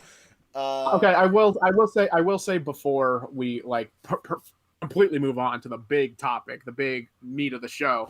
I hate how they keep wasting major villains like with Doomsday and Lex Luthor. Yeah. Because I know how they do things. They're not going to bring them back. They definitely not Doomsday. One movie. Yeah, definitely not Doomsday. And Doomsday should have been held off. Yes. Doomsday should have been held up for a Justice League villain. He is that legitimate. And Lex Luthor, I mean, I hope they do bring him back. I just hope they give him an extreme makeover when they do bring him back. Yeah, he's not a mad scientist. He's not supposed to be a mad scientist. You want to know the creepiest thing? Lex Luthor is like the only person in any of these movies who is actually an objectivist in the source material, and they completely character assassinated him for some reason. Well, because it's the Norman Osborn thing. But instead of leaving like Ditko did, he decided to just completely reinvent the character. Why not make him, like, I don't know, sympathetic? Because you share his worldview. Nah, but he's the villain. He can't be sympathetic.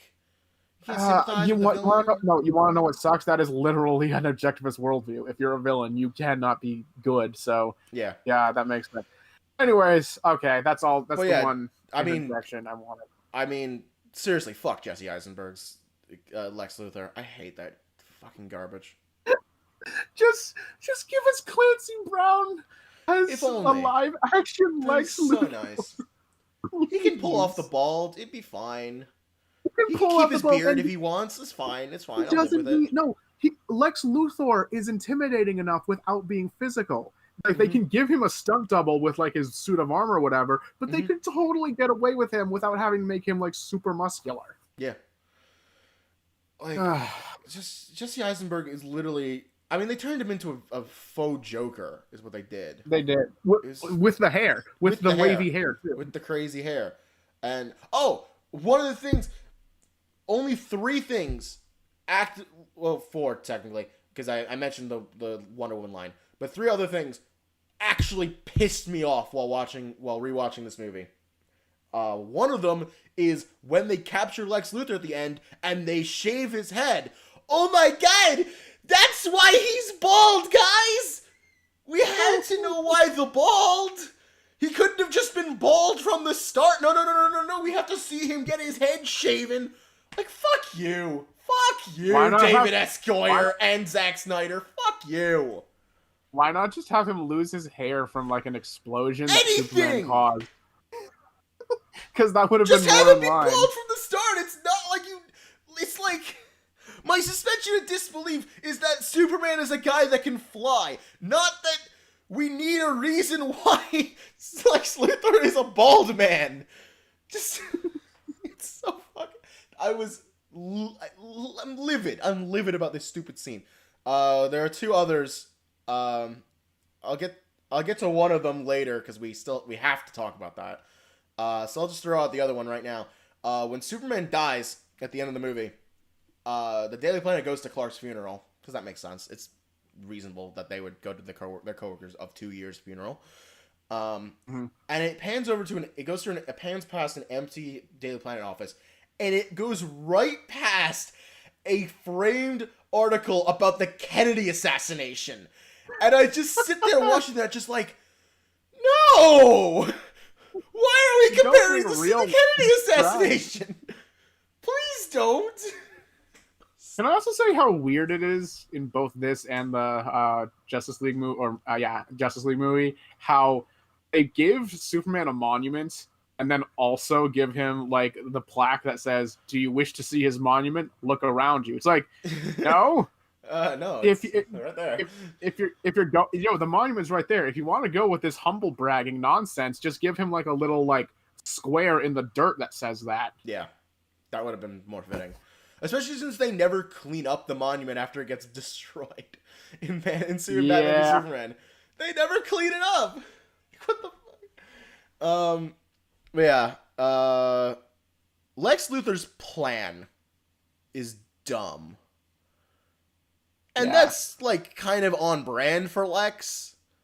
So I'll give him that. I mean, it's ridiculous enough that it's, like, kind of clever.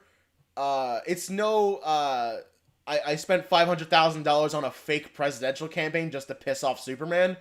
My favorite Lex Luthor plan of all time. Yeah, that one is really fantastic. That's amazing. Can I say, I am getting kind of sick and tired of people using, like, really dangerous, really volatile experiments from the real world and saying, oh yeah, me doing this thing is justified by the existence of that. Like, no, the Manhattan Project, there was more research into splitting an atom before we threw a bomb in the desert.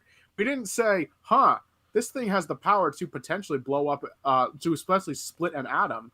Let's just throw it away immediately. Like, there's more testing than that. Yeah. I don't understand why they keep presenting, like, like, yeah, it's supposed to be, oh, it's tension building, it's suspense building, but no, it's stupid. No one likes it.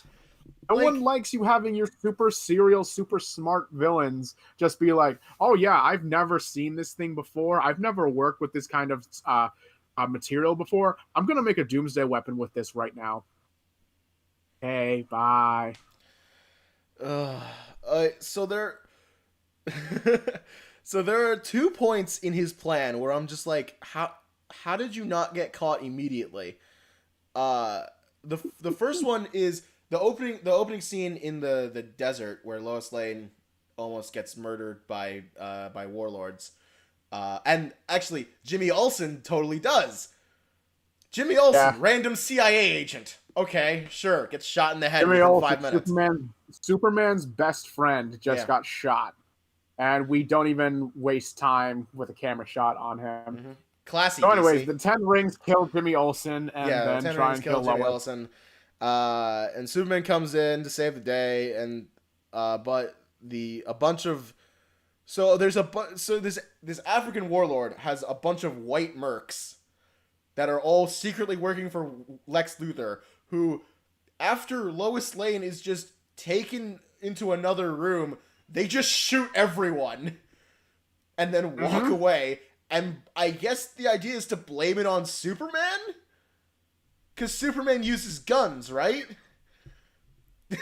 I think it's supposed to be that he got all the information he needed. He knew that just putting Lois in danger was all he needed to get Superman's attention. So everyone else was now no longer important. Kill them all! That would have made sense, except the plan is that they blame Superman for murdering all these African warlords. That was just a plot. Bonus. It's just bonus. No, that wasn't part of the plot. It was a bonus. It was a bonus plan. No, it wasn't, because literally the next part of his plan is that he forces some woman to claim that the dead people were her parents and that she blames Superman for killing them. So that was part of his plan. But why? It's like that one woman who got irradiated from Ozymandias and then blamed Mr. Manhattan for it in Watchmen. It's the same thing there, basically. Just forget the context. It's the same thing. Yeah, but that was part of the plan. Images instead of context. That's what's important. Also, hi there, MC. Sup, Maddie? But the thing is, if he hadn't killed all the warlord peoples, he wouldn't have gotten caught, because he armed the mercs with bullets that only he makes. He's very smart. He's very smart. So smart. He was expecting the bullets to just disintegrate inside their bodies. You know how hollow point bullets kind of smush in and become illegible? Yeah, that was the plan. That was totally the plan, except they hit Lois Lane's journal and that didn't disintegrate. Yeah. There's a lot of hoops you have to run through to make this plan make sense. Also, Lois Lane's journal does not look thick enough to stop a bullet. Exactly. Crazy. But it does. But I'm just throwing that out there. And then somehow I'm pretty sure Roosevelt's speech paper was a bit thicker than that journal. Just a tad. And then somehow this plan jumps to blowing up the Capitol. Yeah. Okay, I want to talk about blowing up the Capitol, because there's a couple of things that I dislike about that. One, Granny's peach tea. Gross. Classy, Snyder. Classy. Sorry. I can only think of this one Kaiser Neko edit of that scene where it just turns and it says this movie is made for adults. It's too true. It's a piss joke. But anyway,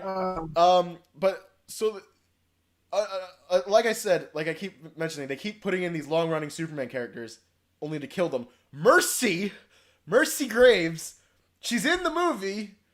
She looks great. She's there. She doesn't do anything except get blown up at the Capitol. Fuck. Motherfucker.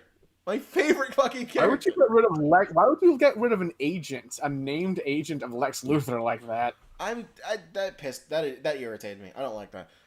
And then third, so the reason that Superman doesn't see there's a bomb in the wheelchair is because the wheelchair is lined with lead.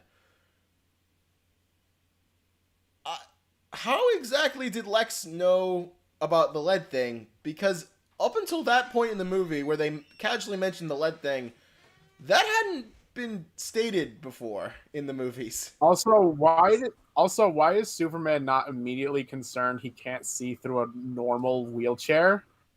And why does he not assume that it's something bad if someone would line a wheelchair with lead?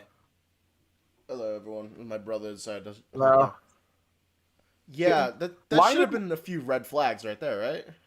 Wheelchairs do not... The wheelchairs don't get lined with lead, so, like, what the fuck? It's weird. Yeah, so he blows up the Capitol. And then he just acts crazy for the rest of the movie, and then gets locked in... Did he get locked in Arkham? Yeah, I think he does. I don't know. I hope not. I fucking hope not. I'm pretty sure he got locked up in Arkham, which is like. I'm terrified. I'm terrified of that idea because Matt Pat recently released a video saying he fixed the DCEU, and the thumbnail had I think it was Jesse Eisenberg in Joker makeup, and I was scared. Yeah, it's terrifying. Yeah. So I think that's enough about Lex Luthor. He's just fucking crap. We haven't talked at all about Batman. Well, I mean, neither does the movie, basically. Yeah. So, who cares? He's so second fiddle in his own fucking movie. Yeah. Well, I mean, technically, this isn't his movie. It's technically a sequel to Man of Steel. It's Batman so it's sort of Superman. I mean, he's sort of... I see it more as, he's like Iron Man from Civil War. Okay. He's not really the protagonist, even though people joke Civil War was really an Avengers movie. Well, technically, it's a Captain America movie. Technically, this is a Superman movie. So Batman should be a supporting character. Yeah, but it's a bad supporting character. Even as a villain.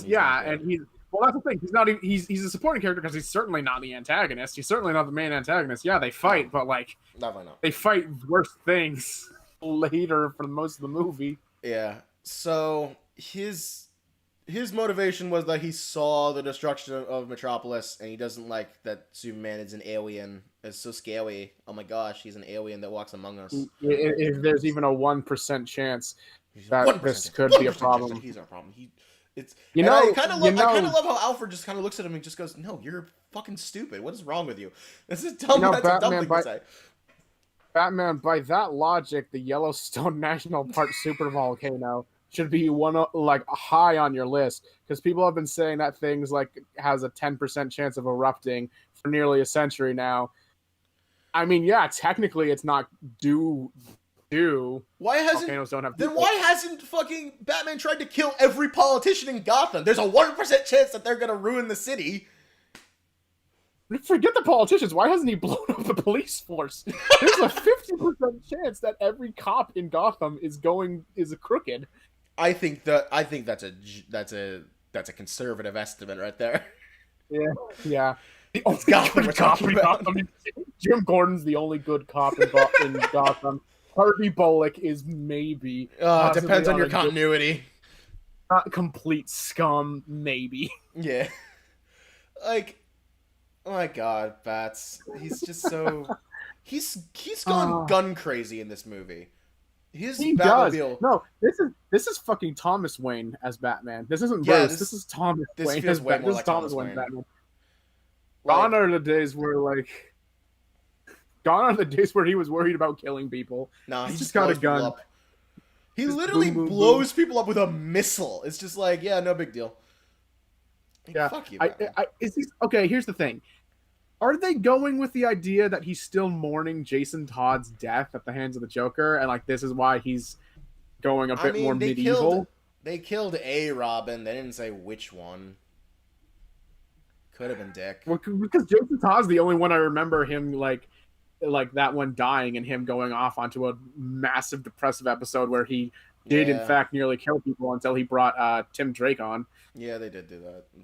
But And at the same time, unfortunately, they don't have Dick Grayson even in the fucking franchise, so yeah, unfortunately, we shall never know because it's the dead. So who cares? Joker from Suicide Squad probably never coming back. We're getting And there. he We're was getting there. everyone assumed he was a Robin or something. We're getting there. We're so close. So let's jump ahead to not the climax, because the climax is completely pointless. It's just everyone fighting Doomsday. The actual pull of the movie, which is the end of the second act, as in Batman v Superman. Martha! Okay, so before we get to Martha, I will say the part of the fight on the roof where Batman has just set up a shitload of traps, I like that. I like that that's how he keeps even ground with Superman. I like how there's a bit of back and forth. It's not great, but I enjoyed it. Once it gets inside, it just feels like it's just a race down to the Kryptonite Spear, where it's just not very entertaining. It's worse because it's a race in a cylinder. Yeah, You're just going. It's just going down. You're basically going down a grain silo. And like, basically, there's nothing for them to use in the environment anymore. Yeah, it's very little. Neither of them get injured by anything like wood or stone. Yeah, there's some decently good parts of the fight, and then it like kind of drags a little bit in the middle, and then it gets to the end where he's got the spear and he's like going to kill Superman. It's like, oh my god, he's actually gonna do it, and then he goes, and then Superman just goes, save Martha, and then Batman has to shout, why did you say that name? Can I ask why was the spear being used in a chokehold when like the thing that's gonna actually cause the damage is over there? He might stab his own foot is what he's gonna do. The amount of things I dislike about this part, it's staggering. It's very layered. That one name just has so many layers of hatred for you. So first and foremost, it's hysterical. Save Martha! Why do you keep saying that name? That's so funny. It drops all the tension. It's just because why did they allow that delivery? Why did they allow that delivery? So funny. I know he's supposed to be choking, but that doesn't sound like you're choking. It sounds like he's shitting himself. Yeah. Well, I mean, you do void your battles when you die, so technically, he was about to die. He was about to die. So the next thing, so if you're watching the Ultimate Edition, the actual opening of the movie is Bruce Wayne's backstory. It's very condensed, thank fuck, because we all know Bruce Wayne's backstory. Although it does take, I think, 3 minutes. So that was not in the theatrical cut, I believe.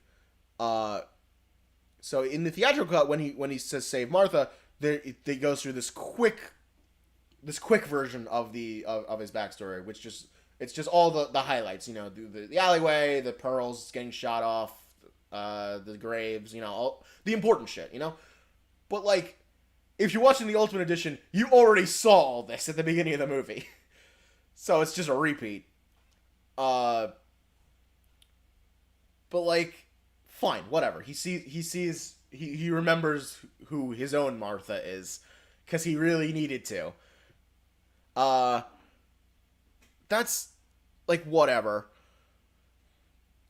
Batman shouting, "Why do you keep saying that name?" He knows that Clark is Superman at this point. Why does he need to ask that question? Doesn't he know who Clark's mom is? Didn't he not do a little bit of fucking research? Why would the world's greatest detective look into the people in the life of, like, Superman? Why would the world's greatest detective put a little effort into the research? I don't know.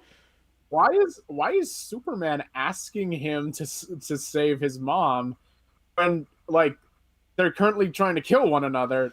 Isn't that like him asking Zod to go and like save Martha? I guess in this situation is very awkward, but there is an actual reason for it. So the reason they're even fighting to the death to begin with is because Lex in a very not Lex move, very underhanded move, captures Martha Kent and holds her hostage and says, if you don't bring me the head of the bat, I will just have her killed.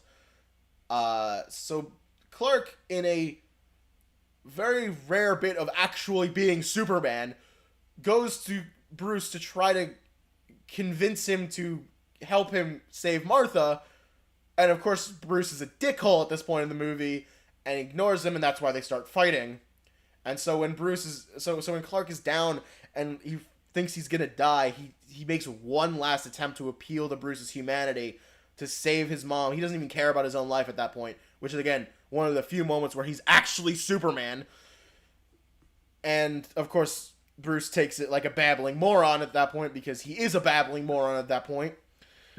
But then, just when it's funny, it's stupid, it doesn't really make a whole lot of sense, but then the part that actually pisses me off happens.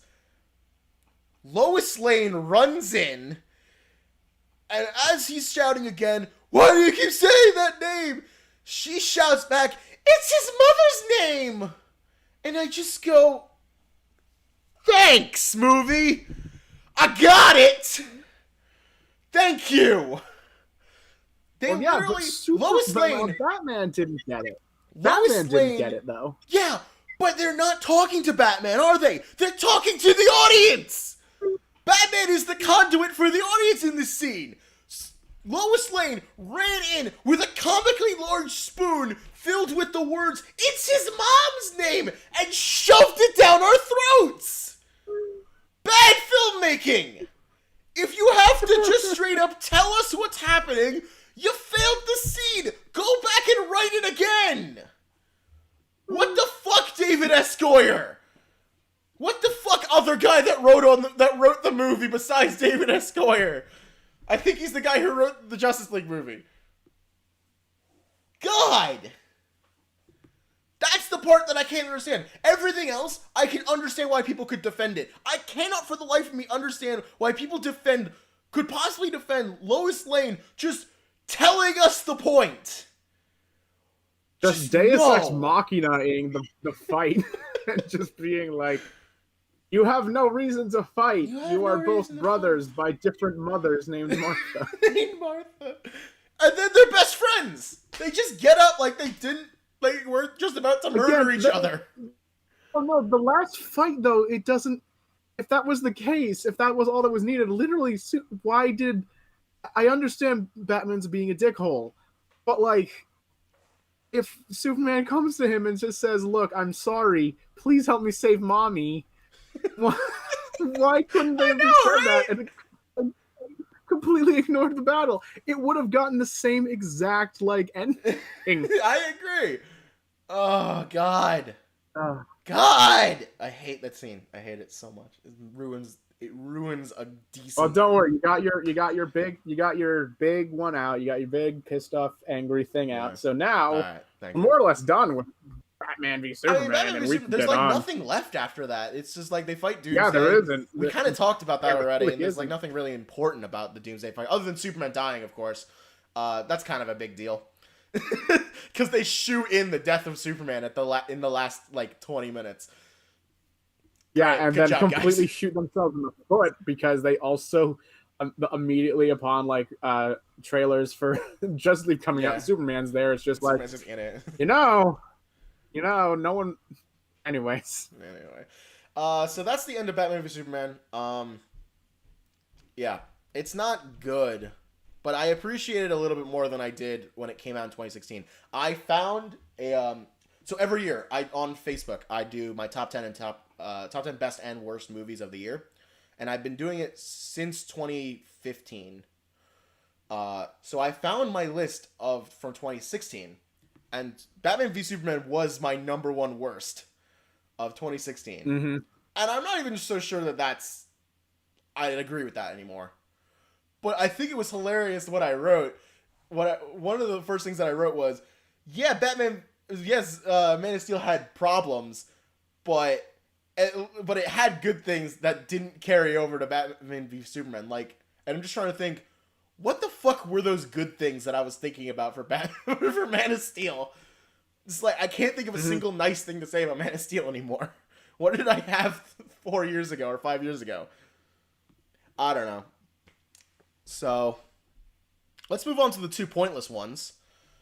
Because at least for this one though, there's some fun to talk about. David Ayer's Suicide Squad.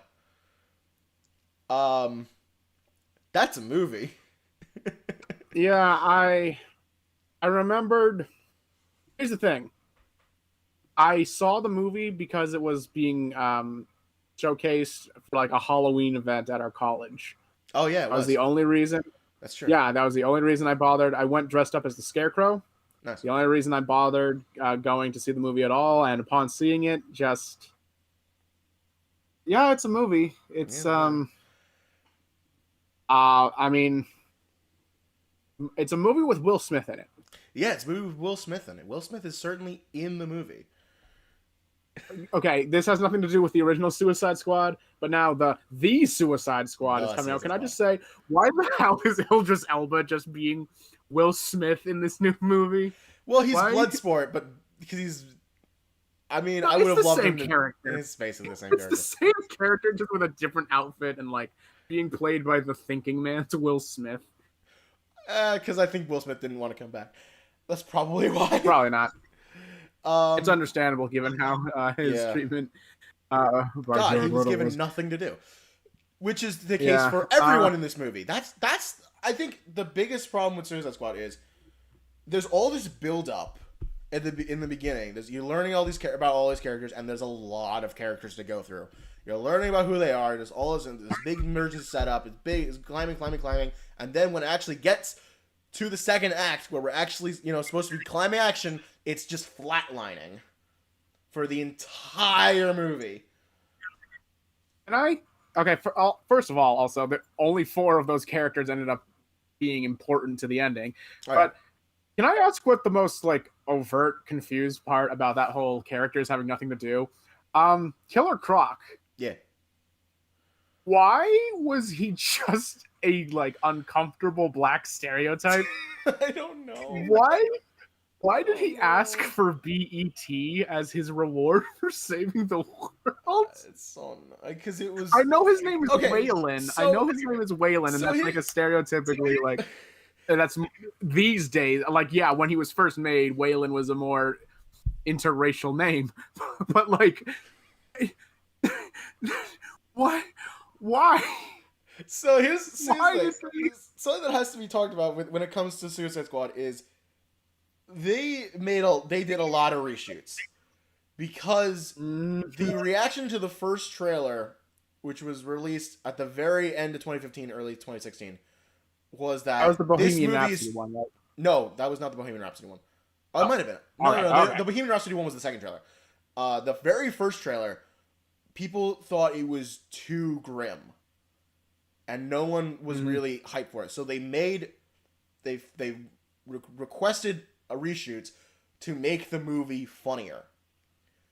That is the result of those reshoots. Killer Croc asking for BET and a pink unicorn. That is the result of those reshoots. Great. It results in a meandering mess. It does. Could have even done interesting. I could actually honestly see them doing something interesting with a black Killer Croc, but they didn't. Yes, Killer Croc is just there. He's really just there. I mean, that's what most of the characters. Katana is just there. Fucking Captain Boomerang is just there. It becomes important to for having a drone or whatever. Yeah, that's his only use. No longer... He has a drone boomerang. That's it. That's his Diablo was just there, and then he became important during the climax, and that was it. He was literally his only use was during the climax, and he dies during the climax. Yeah, I get it. It's a Suicide Squad. They all die at some point, but But they don't. Job. 2 of them do. Only 2 of them actually die. And one of them wasn't even.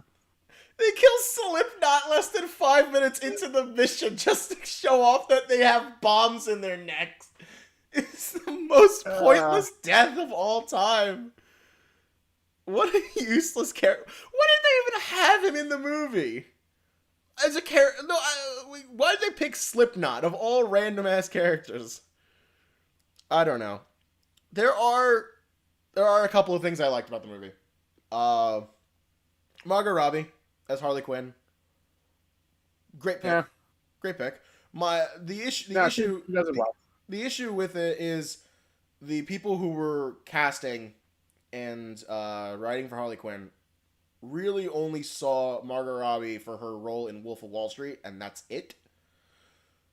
And I mean, if you've seen Wolf of Wall Street, you've seen pretty much all of Margot Robbie. Like, yeah, it kind of confuses me how they think like a woman who barely has any lines and was literally just there as like to be the abused wife of the main character, how that translates. Genuine question. Is her like the role she was like picked for, the big role she was picked for, being like an abused wife to a powerful, insane man, what made them think, oh yeah, she'd be perfect for Harley Quinn? Or was that a coincidence? I have to assume that was at least a thought. But that's assuming that someone in the casting process was actually thinking with their heads and not their penis. So, I mean, hey, they were thinking with their head, just not the top. Yeah, one. I mean, this is one of the many things that I will praise. The Suicide Squad for when it comes out, and what I do praise the Birds of Prey movie, that they saw Margot Robbie as an actress, not as a pair of tits and an ass. Like, because that's really all David Ayer's Suicide Squad sees Margot Robbie as. And she does deliver a good line every now and again, but those camera angles, they're just you know. Yeah, that one, they're suiting up, and for some reason they're like just all over her chest and whatnot, and it's like, and I mean, great for the military to be only hiring straight men, lesbian women, or bisexual both, because everyone is staring at her chest. Yeah, everyone stops. Weird. Not a single person is still moving. Great for the military for being so for hiring so many different kinds of people. Can I say her accent though during her more like serious speeches was kind of Yes, I know the accent was mostly made for like comedic effect, so when she's being serious with it, it kind of made me think this isn't working. She has time to work on it for Birds of Prey. It's a lot more convincing just in general, and she can pull off the more serious speeches with that accent, and it sounds a lot better in Birds of Prey. So, that's a plus. Who else? I enjoyed Will Smith as Deadshot, even though it was barely Deadshot. You enjoyed getting to see you enjoyed getting to see the main character from I Am Legend make a return. Yes, I was. I'm very happy to see the main character of I Am Legend make a return. Great movie. That was not Deadshot in any way, shape, or form. It really wasn't. It was the outline of Deadshot.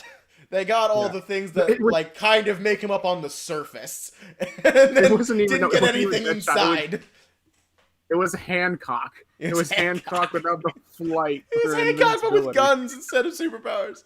Yeah. I mean, it's entertaining. I'll give him that. Will Smith is entertaining. Almost always entertaining. I have never been more confused as to whether a movie is actually supposed to be part of the DCEU or if it's not, because they full sail have like the Ben Affleck Batman make an appearance, and the Ezra Miller Flash.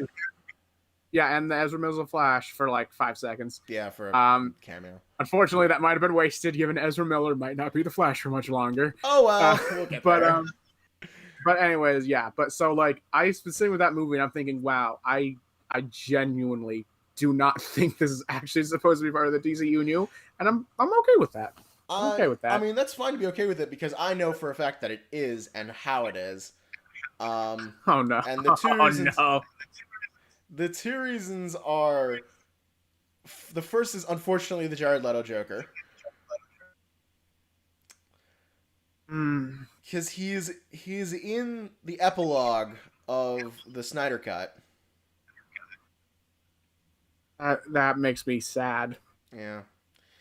It's The Jared Leto Joker was a mistake. And he just was.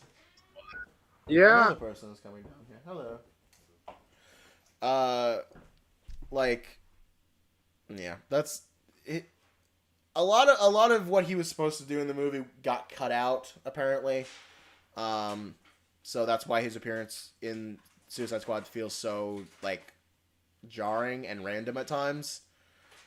And not really, and kind of disconnected from everything. And I mean, admittedly, you only really need him there for Harley Quinn's backstory, because he's integral to her backstory. You can't have Harley Quinn without the Joker, at least to start. I'm not saying you can't have the Harley Quinn without the Joker. In present, I mean, obviously you don't need the Joker to have a Harley Quinn story. There's been tons out there that have done it extremely well. I'm saying you can't have her backstory without the Joker, just for clarification. Yeah, he is her backstory in most iterations. She is integrally tied to the Joker in her origin. That is just how it is. Yeah, so there's that. It's more about how she grew from that backstory than whether or not that should be her backstory. Which David Ayer doesn't seem to want to do, because they were full on doing Harley and the Joker as the perfect couple in 2016. Yeah, that's guys, we had gross. already had Harley x Pam at that point. Like, you didn't need to. No one wanted this anymore. Not a single person. No one wanted this. No. I would rather her be paired off with Booster Gold than with the Joker. That's a canonical thing that happened. I would rather have her paired off with Tim Drake than the Joker. I'd rather have her paired off with Tim Drake. Yes, I agree. But yeah, so moving on to the other thing that connects it to the rest of the DCEU, and the thing that is, well, I shouldn't say thing because that's really rude. The person that is the best part of the movie, Viola Davis as Amanda Waller. Just perfect casting. She understood the assignment. She was written correctly. The only character to be written correctly, really. And she delivers it perfectly. She is Amanda Waller. And, like, it's just like, you want to make a film with Suicide Squad and Task Force-esque, even Argus in general. You want Amanda Waller in it? Fine. You're going to cast Viola Davis now. That's the only person you're going to cast. Because she nails it. It's so uncomfortable how well she pulls off a Machiavellian character like that. She's so good. I love it. Literally like the one kind of like weird thing, I guess, in this this characterization isn't even her fault. It's the stupid scripts. It's absolutely having the sorceress just be like, "Hey, I'm not gonna join you people. I'm gonna go and leave." And it's like, why did we have you here at all other than to become the bad guy? I forget that actress's name. Warner Brothers, you owe her so much more than what she got. The amount of work she put in for this fucking movie. She sat in a bathtub full of disgusting mud water.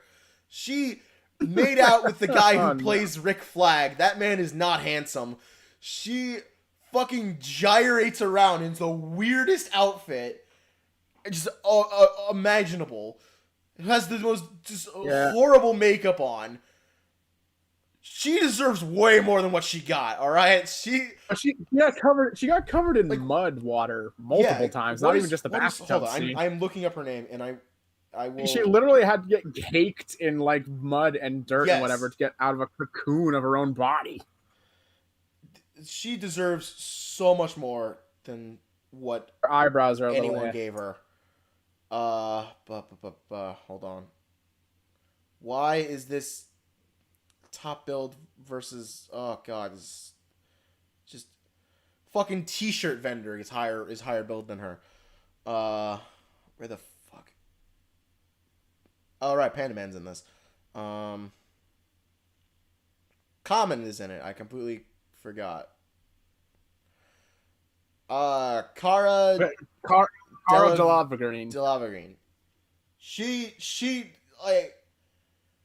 she needs to get the same treatment from Warner Brothers that Warner Brothers gave to Tom Cavanaugh.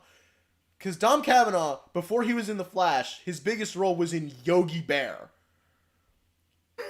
They owed him a life debt that got repaid with him being in The Flash for almost the entire run. He's not in it anymore, which I'm very sad about. If you ever let the Reverse Flash Eobard Thawne get on the big screen and it's not Tom Cavanaugh, I'm gonna be fucking pissed. Let him be that. You owe him. Bring him back as Yogi Bear. But anyway, Viola Davis. They have the rights. Yeah. Warner Brothers has the rights to Yogi Bear, so they could do it again if they wanted. They could do it again. They could, but they shouldn't, because Dan Aykroyd, I think, is not going to do it anymore. He's the only reason that movie existed. Anyway, sorry, Amanda Waller, which leads me to the part of the movie that I think is just the absolute dumbest, and the thing that proves that people involved didn't understand the Suicide Squad, and that is the reason that Task Force X gets authorized, and they do it twice. Literally, there's 2 scenes at the beginning of the movie of Amanda Waller pitching Task Force X. 2 whole scenes of that, and they're basically identical. One with David Harbour and some other schmuck at a restaurant, and then with David Harbour and the other schmuck at a National Security Council meeting with Argus. And basically, their argument is, and this is their argument, they literally flat out say this: if Superman was evil, what are we gonna do about that? Answer: Clown Girl and Boomerang Guy and the guy that can shoot really good. That's our plan for if Superman decided to blow up the White House. That's the plan. Oh, yeah. Don't forget about the guy who can climb ropes really quickly. Oh, yeah, and that guy. And the Crocodile Man. Can't forget him. Of the team that is presented to us in Suicide Squad, exactly one is strong enough to go toe-to-toe with Superman or Wonder Woman. And that is the Enchantress. Guess who's not on the team by the end of the movie? The Enchantress. No. Forget the end of the movie. Guess who's not on the team within 20 minutes of the movie's runtime? I have long compared the Suicide Squad to a D&D group where like no one talked about what was going to be happening during the campaign, and everyone wanted to have their own characters. Like Katana having like the backstory of her husband's This soul is Katana. Yeah, no. But like also her, like before she goes on the mission, she's having this heartfelt conversation with the sword. I'm just thinking to myself, you really don't need to see this. Like, this kind of feels shoehorned in. You haven't spoken. You're speaking more words right now than you have this entire thing, and I have no connection to you or this sword. My God, when Arrow does your character better, that's how you know you fucked up. Yep. Oh my God. But like, that's not the reason the Suicide Squad was set up. The reason the Suicide Squad was set up was America had an abundance of supervillains, like too many, like a ridiculous amount, and superheroes who weren't killing anyone. Guess that's not true in this universe, but still. Too many supervillains, and a lot of problems that they couldn't handle, with either diplomatic pressure or with outright military force because it's too sensitive.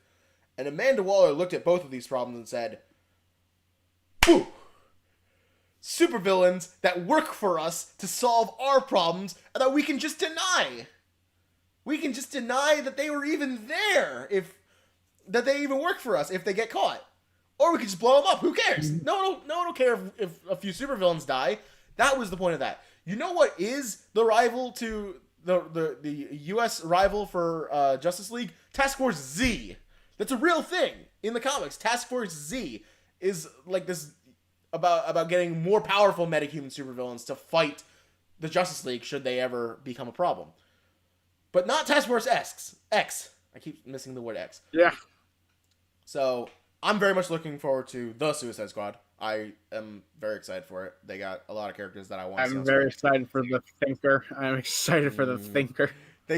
I mean, James Gunn understands what the Suicide Squad is. He read the fucking comics. He is a fan. He understands what the team is about, and it seems so far like it's gonna go in a much better direction.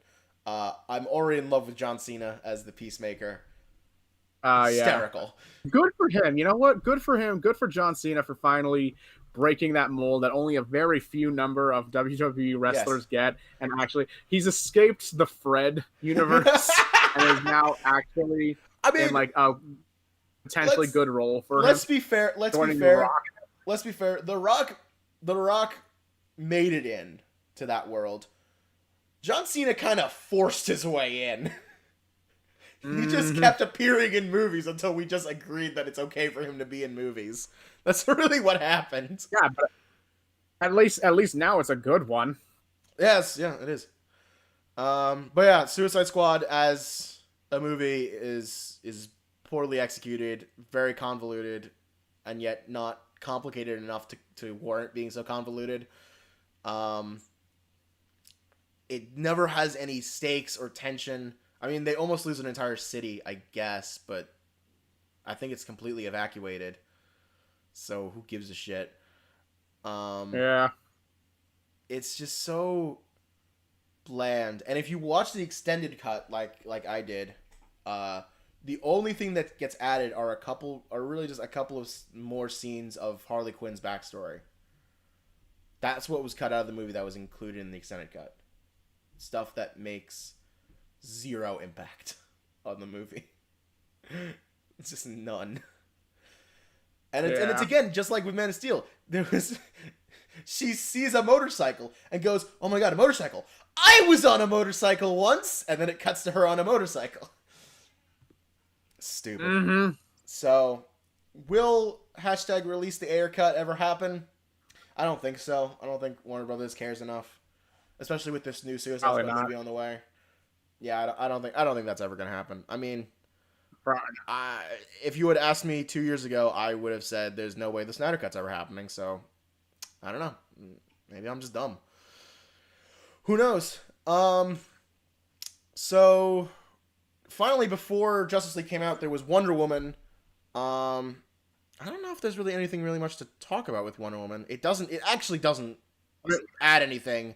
Because it's just we've also talked to death about Wonder Woman. We've also talked to death about Wonder Woman. How we genuinely enjoy her. She did well. The whole having characters from Wonder Woman's actual gallery, and like showing them even the smallest little smidgen of respect. Like Etta Candy was like this big flirt in the comics originally, and hey, she actually got someone in the movie, and Chief and all the other Wonder Force. Yeah. all the old World War II characters that got pushed back a couple decades to fit with the World War I theme.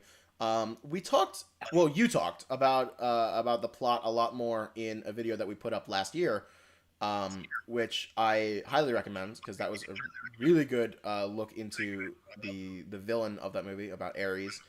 And it was my attempt to critique a movie I think is very fantastic as proof that there is no such thing as a perfect movie. You can in fact critique movies that are fantastic and probably could not be done much better. There's always something you can improve on, and I don't like. I just never got a chance to say anything on that video, and then I think we can just move on to Justice League, the 2017 version. I having rewatched it recently, I still like what they did with Ares. I agree it could have been done better, and I do think that the idea of seeing like a soldier coming back from the front all wounded and depressed and would have been a more fitting person to be Ares. But I also like the twist because I called it when I first saw the movie. I saw it in theater opening night, and I looked at him and was like, that dude's totally Ares. I know it. I just know it. And then it turns out he was Ares, and I was like, yes, this is awesome. I got it right. And I think at least his motivation still makes sense and still rings true to his character. He is kind of silly looking. I'll give you that. He is very silly looking. But I mean, he is an old British dude pretending to be an ancient Greek god. It's kind of hard to pull off, I won't lie. They did the best they could. I mean, it's a good movie. It's very entertaining. The action is really well done. They overuse the slow-mo a little bit, but at least it's better than shaky cam nonsense like in Man of Steel. I'll take an overuse of slow-mo over an overuse of shaky cam any day of the week. The bigger problem that I have with it is that it really only exists to establish Wonder Woman. Like, if you look at Captain America: The First Avenger, right? The majority of the movie is just Captain America, right? It's his origin story until you get to the very, very end where you see him wake up in the present day, and it starts setting up for the Avengers. And also, there's a little bit of setup for Bucky as the Winter Soldier, and all that jazz. And of course, Hydra is like a mainstay for the early part of the MCU. Yeah. Hydra is extremely important still throughout the MCU with Falcon and the Winter Soldier. Hydra is still a major part of that, even though they still got to clean it up. Yes, but like Ares is not a problem with the DCEU. The World War I Germany is not an issue in the modern DCEU. It kind of sounds funny to say, but like, yeah, they're not. Yeah, they aren't really. It doesn't add a whole lot more to it other than an understanding of this is who Wonder Woman is in this universe, which is good and very helpful. And I would have loved that for the Flash and Cyborg and Aquaman, but we didn't get those. We didn't get those. We did get an Aquaman movie after Justice League. Yeah, just watch them out of order, and you'll basically get. I mean, you got a good movie, right? No, it was a great movie. Aquaman's a great movie. The problem is it also takes place after Justice League. Yeah. So yeah. It's dumb. Anyway, that's Wonder Woman. We got through that really quickly because, I mean, it's the only one that we can say is good so far. It's just not much to say. So Justice League, take one. So I guess we should go through a little bit of backstory because it's important for setting up the Snyder Cut. So Zack Snyder had this huge plan for Justice League movies. I think he had like 3 movies in mind. This big 3-act story. And Warner Brothers said no because in their minds, they were losing money on the project, even though they really weren't. They weren't gaining that much money, but they weren't losing much. I'm pretty sure it's a problem of they hadn't committed the way Marvel had to something like this. So they thought they were losing money because they didn't realize the dividends from these continual like repeat movies, connected movies, jump up with each movie. As I've said more than a few times, just in private and I think on stream. Warner Brothers was just scared to commit, and they couldn't commit to an idea that they didn't think would immediately give them back what they're going to spend on it. And all they could see was the expenditures, and it was just a bad call. So they made Snyder shorten it down to 1 movie, which already, if you're an artist, and even though I don't like Zack Snyder's art, I do consider him an artist. He is passionate about his work. He does have a lot of pride in what he does. I respect him as an artist, even though I don't like it. That is a cruel thing to do to an artist. Force them to cut down immensely on their work. So he had to shrink 3 movies into 1, and he clearly couldn't do that because that's not how you write a movie. It's just that's just bad writing right there. All right, you wouldn't shorten a series of 5 books into 2. Right? You just wouldn't. Yeah, just imagine the original Star Wars trilogy. Take out all the exposition from the later 2 movies about the first one, and see how like how well things can flow together. It's not No, an easy it thing to it do. doesn't. It's gonna be rough. But he went through with he set out to do it anyway, and then well, to put things very lightly, tragedy struck with his daughter, and Yeah. I know we've been bashing Zack Snyder a lot. I hold nothing against the man personally. What happened with his daughter, I feel it's terrible that what he had to go through. No parent should have to do that. No person He's should have not. to go through We that. don't hate him. We We don't don't hate him as a We, person. we We respect just we respect him, and we respect his decision to leave his project to go be with his family.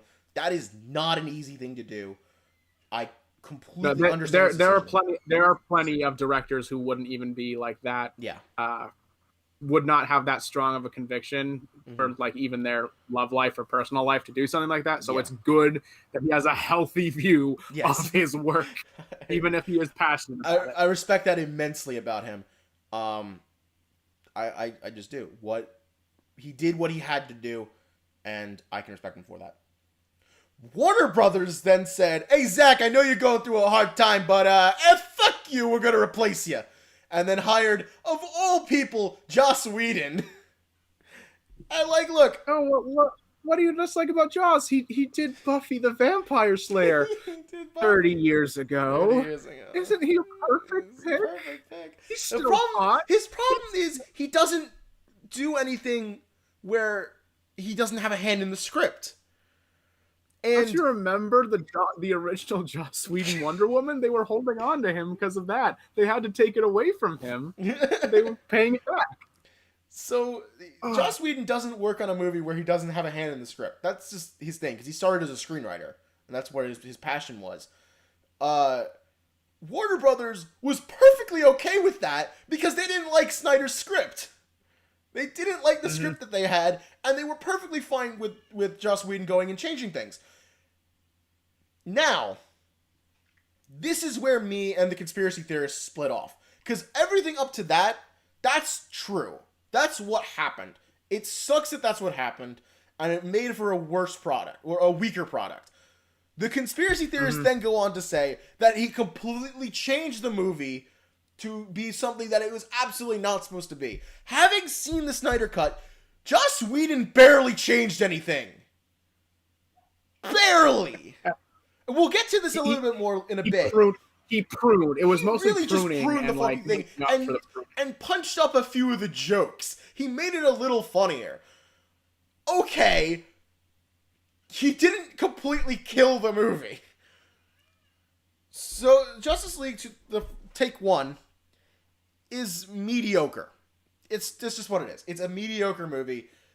It introduces a bunch of characters, doesn't give them enough backstory to really hold anything. You're just expected to know who these people are, and then when they don't act like how you're supposed to know that they are, the movie just throws its shoulders up at you and says, "Whatever. What do you want me to do here?" Steppenwolf is a weak villain that is more or less trying to be like a more boring Thanos, I guess. Really.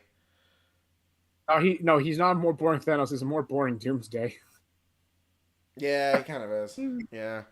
I mean, I don't hate his motivation. It's just kind of like he's trying to take over the world. He wants to take over the world because he failed to take over the world a long time ago, and Darkseid kicked him out of the house for it, and he really wants to get back in the house. I mean, I'm pretty sure there's zero mention of Darkseid in the 2017 cut. Yeah. Just none. I can tell you for certain there barely is. Yeah, there's just none. Weirdly enough, there's more references to Brainiac than to Darkseid. The suicide bomber alien thing makes literally the mother boxes just look like Brainiac's head symbol, and I literally sat there and I was like, "Wait, what?" Yeah. And then it doesn't go anywhere. I'm assuming they're going to make the mother boxes do an Ultron and they become Brainiac or something like that. I hope at least, because otherwise it becomes weird and stupid. Well, I mean they don't, and the franchise is dead, so So, so anyway, there's the Trinity, right? They're still there. I mean, Superman has to get resurrected, but like whatever. They're there. That takes like 5 minutes. Yeah. It takes like 10 minutes of debate and then 5 minutes to actually do it.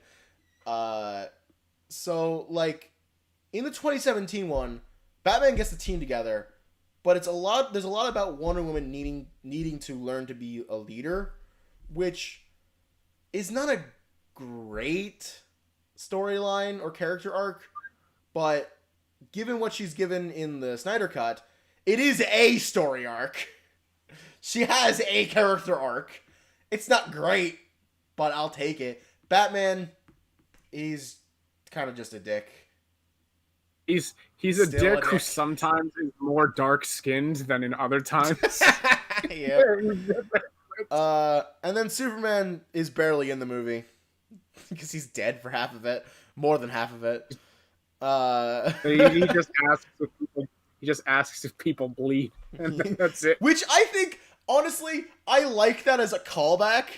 Like, I kind of like that callback where he has Bruce by the hands and he's like, "Tell me, do you bleed?" And I like to think in Bruce's head, it's just like, "Ha, very funny, Clark. I got it. Please don't kill me." Oh man. Speaking of that, I like how he uses Lois Lane as a weapon to stop Superman's onslaught instead of Lois Lane just sort of running, like just sort of being there by happenstance. Like, why didn't they use Martha as the weapon? Why didn't they use Martha? Because Martha was too busy being the Martian Manhunter. There was get there. There was a good chance. There was a good chance Lois might have died. Yes. It's funny. Anyway, but that's the main trilogy. Then there's the 3 new characters, which, so we'll go. I think we should just go through them one at a time. So there's Aquaman, starring Jason Momoa. Moving on. I don't wanna move on. I love Jason Momoa. I love him as Aquaman. No, I think even in this movie, you have to move on. There's no getting around it. He is literally just there to be a pack of abs and like just vaguely be Drogon-esque, and then we move on. He has a bunch of trailer lines, and that's it. Yeah, Drogon in the water instead of on the sand. That's basically Aquaman. He gets a lot more character development in the movie. Don't worry, in the his movie, so don't worry. Yeah, and that criticism carries over to the Snyder Cut. He gets more screen time, but he has just as little to say. So there's no point in even talking about that when we get to the Snyder Cut. There's Ezra Miller's Flash, who is supposed to be the comic relief, and goddamn is he annoying. He reminds me of Beast Boy if Beast Boy was not charming and looked slightly more like an alien. Yeah. Yes, the green-skinned guy who looks less alien than Ezra Miller. Less alien than Ezra Miller. Why does he run the way he does? Look like you mean like this? No. He's like this. He's like swimming. Like no, I think the idea was supposed to be he's like preparing to punch people, kind of. He's not. He's definitely not. Because he's just like that's what I'm hoping for it. No, it's dramatic. It's big. The problem is all of the Flash's running scenes are done in slow motion. Like in say CW's The Flash, like they're running really fast. It looks kind of silly, but they're fast. They're moving fast. There's speed to it. Every time we see the Flash do shit in the 2017 cut, there's one bit in the Snyder cut where it's not like this, but it carries over. It's all in slow motion, so it doesn't look like he's running fast. It just looks like everything is just slowed down. You want to know what's even worse? It's not even as good slow motion as the X-Men's Quicksilver scene. No, it's not even close to as good as the Quicksilver scene. And even those ones still have him moving fast, even in the slow-mo. Yeah, he's still moving fast. There's like this great sense of like everything is slowed down, so he's obviously moving fast. But even by him looking like he's moving fast, he's still moving fast. He's like just doing everything really quickly and normally. Whereas everything else is just trickling down. It's great. Whereas Ezra Miller's Flash, everything is slowing down, including him. And it's just him going... I'll get there eventually, guys. In fact, there's a bit in the Snyder Cut where it's when I'm also gonna take a real quick sidebar here, just in case, because we're criticizing the original release. Just making it clear, guys, these things are technically still criticisms of the Snyder Cut because they were left in. Everything so that was a lot of things were just left in. So like, yeah. So we're allowed to criticize them because these were Zack Snyder's decisions. So in the fight in the sewer scene, which is important to go back to in a second about Flash's character, Wonder Woman drops her sword and like he kind of like pokes it back towards her. Like in the Snyder Cut, they actually fast forwarded that scene. They actually sped up the scene. Like watch the comparison. It's actually sped up. It's really funny. And it's the only part that they do this on. It's weird. But speaking of that sewer scene, a lot of people, I've seen this video get shared around a lot. Zack Snyder hilariously confirms that this scene with the Flash was not in his Justice League, and it's of the scene where the Flash is like they're like ready to go in and fight the parademons and such, and Flash is like, I can't do this. I've never been in a fight before, and then Batman's just like, nah, you just gotta save one person. We'll save one person, and then you'll see what happens. And then he does that.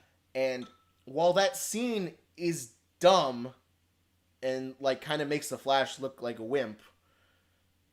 It makes him look like very much a wimp.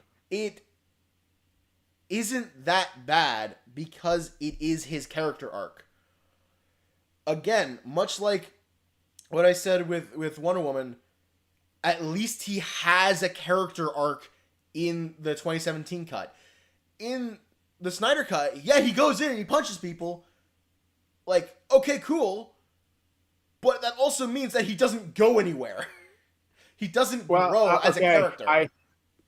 I must once again beat this dead horse. The reason that he probably hilariously or insulted the idea of the Flash needing to do this is because another thing about objectivism is they have a very strong moral absolutist stance. Meaning they tend to feel... And Steve Ditko actually made multiple interviews like this after he had left Marvel in his criticism of Marvel characters. He said that they have the strength of superhero gods, yet they have the mental maturity of toddlers. And that's because when you have a moral absolutist outlook, you think, okay, yeah, I'm going to do what's right here. I never second guess what is right. Me doing this, that's kind of why they get away with it by saying it's ethical egoism. It's not, oh no, I'm not going to do this because I'm scared of doing it. It's that, oh, my ethics are telling me not to do this for my own self-preservation. So the fact that they have a scene wherein Ezra Miller's Flash is like, I'm not sure. I don't know if I should do this or not. And they're like saying the fact that he has to learn, the fact that he's an adult who has to learn what he wants to do or is unsure about whether he should do this is a god of power with the mental maturity of a child. So that's probably why he was so like flippant about that one scene being added in. It might not seem much to us, but it would seem like a lot to him and a lot of his supporters. But again, I just want to just clarify my point. It's stupid that people are saying that because it means that they're applauding a version of the story with less character development. The characters are just flat throughout the entire movie. There is I'm going to cover this more when we get to the Snyder Cut properly very soon. There is a single character in the entire Snyder Cut, all 4 fucking hours of it, that gets actual character development. One. At least in the 2017 cut, and it's just 2 hours of runtime, at least 4 characters have an arc. That's not all of them. You want all of them to have an arc, but it's more. Mm-hmm. But enough of that. Ezra Miller, Flash, and this is another thing that just cares are he just sucks. He's annoying. I hate the acting. I hate the script that they was given. He is literally the comic relief, and it's bad comic relief. He doesn't do it well. It's just not funny. Do it well. Like fucking Jeremy Irons is funnier. Fucking Ben Affleck is funnier in the 2017 one. Like, it's just fucking Henry Cavill's CG mustache is funnier than than anything Ezra Miller says. Remember digging up that old one. Oh my god! And then there's the really disappointing one. That's Ray Fisher as Cyborg, who, man, did Ray Fisher had a rough time on the reshoot set, cause it's a rough time for very little reclamation, because in the 2017 release he was barely in it. And I'm talking about the 2017 cut.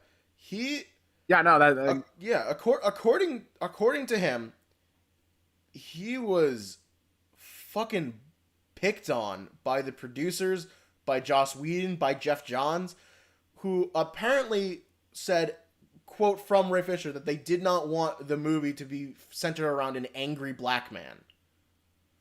This is a quote from Ray Fisher, paraphrasing a quote from them. If that is true, and I honestly, given having seen the Snyder Cut and having seen where its focuses lie and where the 2017 cut's focuses lie, I do believe them. I do believe what he said there, and that is fucked up, and that is wrong. They should not have first of all, they shouldn't have said that. They shouldn't have thought that. That's not acceptable on anywhere. Never mind at a workplace, never mind to your employee, because this is an actor to his producers. That is their employee. That is unacceptable behavior. According to him, they wanted him to take a more, again, a quote from him, Quasimodo-like stance. Like physically weaker stance. However, it's like the nervous stance, like the head down, kind of like your shoulders up kind of stance. Like that's the Quasimodo. Yeah, that's like the more tentative stance. But here's the thing, and I just want to make this. I want to point this out because I thought this was interesting. Because I read this after watching the Snyder Cut. In the 2017 cut, he is like, for a lot of it, hoodie up, head down, like he's trying to hide himself. That's part of his character. I can understand why that makes sense. He's trying to hide himself because he's embarrassed. He's scared of what he is. It's the recent damage Cyborg. Yeah. But in the Snyder Cut, for half the movie, he's walking like this. Like, oh no. I'm sorry, what now? He wanted, Joss Whedon ordered the fucking hunchback look, but it's in the Snyder Cut. I'm very confused by this. I don't know what to make of that. I'm not calling Ray Fisher a liar. I'm not at all. In fact, I 100% believe what he said, and I think that there should be repercussions for the producers on the movie, especially Jeff Johns, who has a stupid history of stupid racist shit, and he should definitely be called out on that more. But that one bit confuses me. I don't know. I don't even know if they got a point. I think they took it too literally as the fear. Maybe. I feel like they weren't actually doing the whole like tentative thing and actually just literally told him to walk like Quasimodo. Oh my god. It's like okay. So I'm trying to think what else is there even to say about the 2017 cut, because it's just mediocre. It's only 2 hours. Oh, the end scene, the post credits. Oh yeah, scene. No. You mean the climax to Thor 2? That's the red cloud. It's a red cloud. Why is it these terrible movies just end with CGI red everywhere? I don't know, man. I was thinking about Lex Luthor on a boat, but that's true too. So you're watching this movie in the theater. I watched it in the theater in 2017, and it's like, there's a post-credit scene. Okay, so we'll watch through the whole credits, wait for the fucking thing to pop up. And it's just Lex Luthor on a boat, and Deathstroke shows up, and he's like, what's up? And Luthor's like, nothing much. Just want to put together a league, you know what I mean? And Deathstroke is like, doesn't say anything because they cut out all of his lines.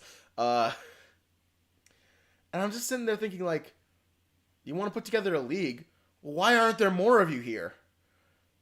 Like, why aren't there villains from like all the other characters? Why is it just Luthor and Deathstroke? Why is Cersei not here? Why is Cersei not here? Why here? isn't Thawne here? Or at least Grodd? Here's a question. Why isn't the like mainstay league not here? Why is the Green Lantern not here? I don't know. Like the Green Lantern Corps was in the movie. Yeah, they're in the movie. They're in the flashback scene. There is a Green Lantern that shows up and gets murdered by either Steppenwolf or Darkseid, depending on which version you're watching. But like, yeah, the Green Lantern Corps just doesn't want to show up on Earth no more. Fuck us, I guess. But like, it would help them fix this like accusation because everyone's favorite Green Lantern is Jon Stewart, another black man. It would help. Nice. That would be nice. Maybe they're thinking of a balancing act because in the comics there's like 8 different Green Lanterns from Earth, so in the movies there's 0. So it balances out. Yeah. I guess. I suppose. Man, like, it's just. Look, I'm gonna jump a bit to my conclusion about the Snyder Cut. I think the Snyder Cut is mediocre as well. Like, my real thoughts about having seen it was, man, Joss Whedon didn't change as nearly as much as people thought he did. And also, Band-Aids can't fix a sinking ship. So, yeah. It's mediocre. So would you rather watch a 2-hour mediocre movie or a 4-hour mediocre movie? I know which one I would rather watch. A good movie, but that's beside the point. Yeah. So yeah. I think I'm gonna like kind of tip my hand a little bit in that I haven't gone to sit through the whole Snyder Cut film, mostly because I actually kind of have a bit of a icky kind of don't like extended editions to begin with movies, because a lot of the times I feel like they either cut out things that needed to be cut, or B, it's literally just you're tantalizing a theater going audience by telling them they need to pay for a movie twice. Literally, Lord of the Rings is the only movie I can think of that had a really good extended cut, and they couldn't catch that lightning in a bottle twice, because Hobbit very much fell into the latter category, where if you were in the theater going audience, whole entire character arcs, whole swaths of the movie just weren't there unless you watched the extended edition. So. Wow. So yeah, it does not surprise me in the slightest that the Snyder Cut was more just not enough of the substance and not enough of the changes I guess people either assumed or that people wanted. You know? Yeah. So let's get into that properly. I do generally feel like most people in the build-up to the Snyder Cut were expecting like a whole different movie. Like they thought they were trying to do good by Snyder's creative vision. And thus, I can't help but feel they might have been very disappointed that most of what he wanted was actually on screen. It just... Yeah. They seem to have latched on to the little differences as being the big difference, as making it superior. And in many regards, there are things about the Snyder Cut that are better than the 2017 cut. Such as Cyborg. Cyborg is the only real answer. In the Snyder Cut, Cyborg is front and center for a good portion of it. His backstory is highly elaborated on. It goes through the entire thing. It's almost like the plan was to have an Aquaman movie and a Flash movie, and then Cyborg gets introduced here or something. Oops, I don't know. That's just a thought. It goes through his whole backstory. He was a football player. He gets killed in a car accident. I prefer him dying in an explosion at his house, like in Doom Patrol. Yeah. I think that's a bit more powerful. Yeah. But no, he dies in a car crash, and it's kind of funny to me because car crashes in movies are funny. It gives more justification for his father, going to the extent he did, because he got that guilt because he accidentally killed his little boy. Yeah, and his mom, and in Doom Patrol he did it on, and it's even better in some continuities, like in Doom Patrol, because he did it on purpose. Oh, it's fucked up. Yeah, That's one of the more. That's a really dark storyline from Doom Patrol. But so Cyborg's story arc is really his relationship with his father, and the sort of ups and downs that it goes through. Because it starts with him really resenting his father for turning him into a monster. That's carried over slightly in the 2017 one where he calls him Frankenstein. Bit on the nose if you ask me. It like has a bit of a high where he goes through a montage of things that he could do with his powers, which includes giving people free money. It's a thing that happens. It's kind of weird. Yeah. He stops some cybersecurity threats. He's a robot now. He can hack the mainframe. He can shove a gigabyte of RAM into it. Yeah.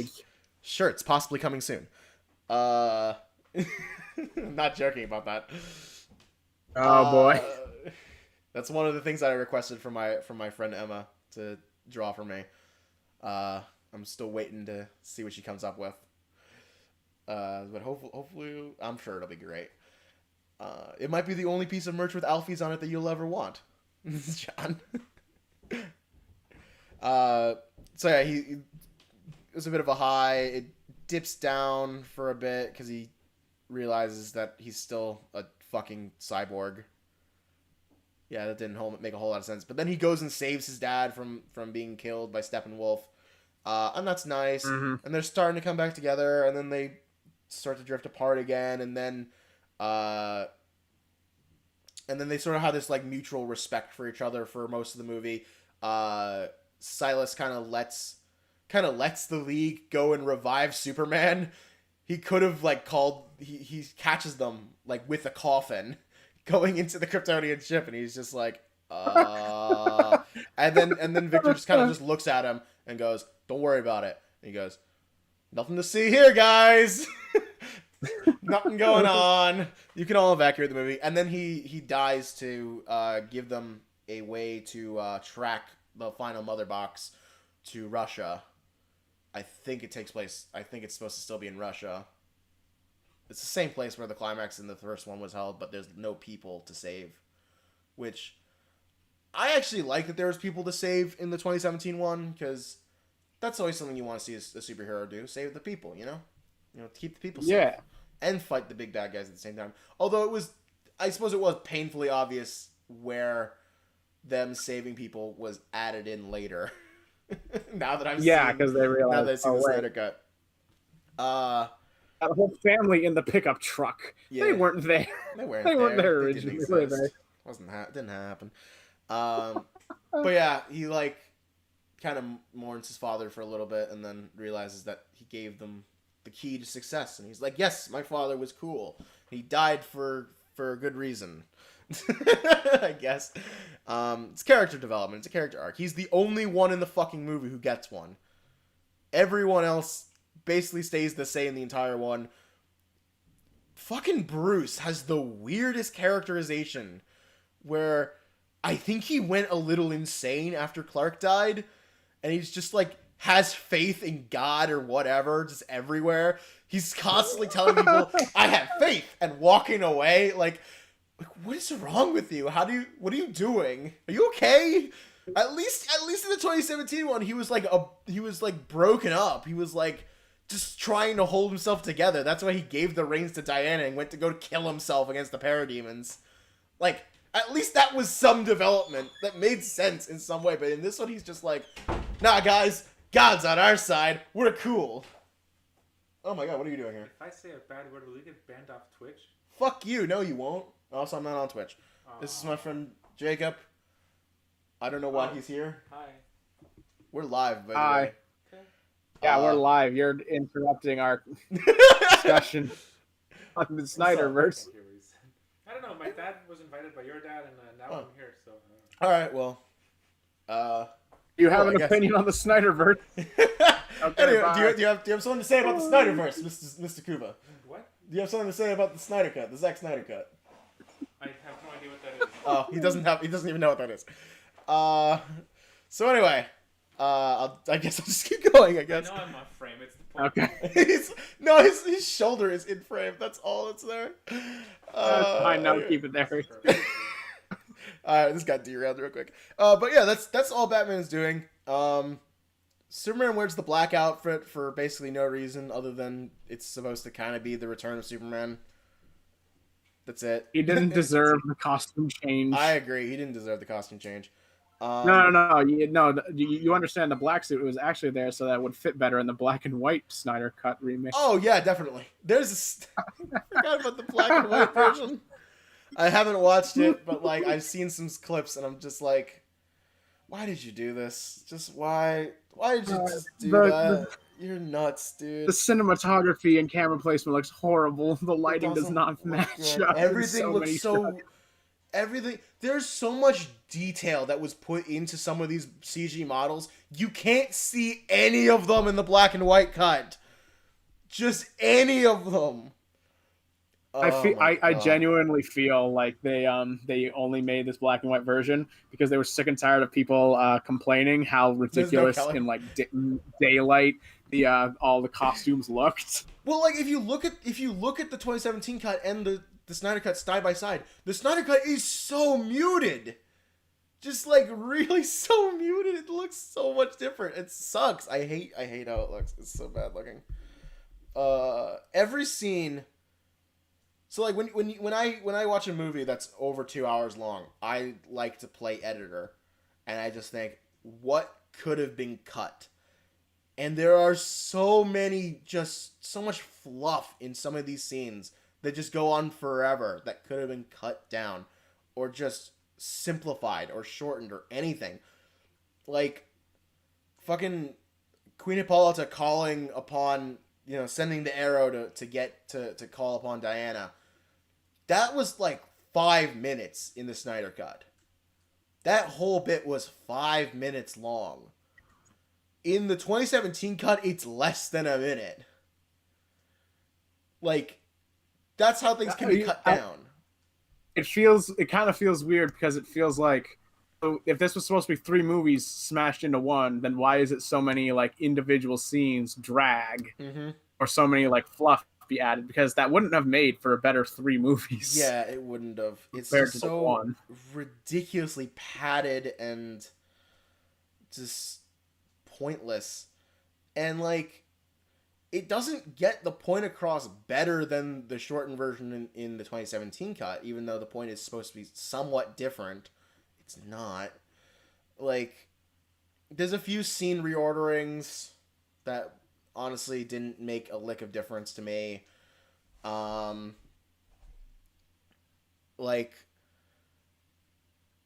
I don't know. I'm trying to think of a good example. I should have wrote some down. They spend a lot of time in Vic's backstory on his football playing. And, like, I get that he was a football player, but, like, some of that could have been cut down easily. Because my brother actually was, like, watched that part with me and, like, pointed out all the inaccuracies in the football scenes because he plays football and he knows this shit.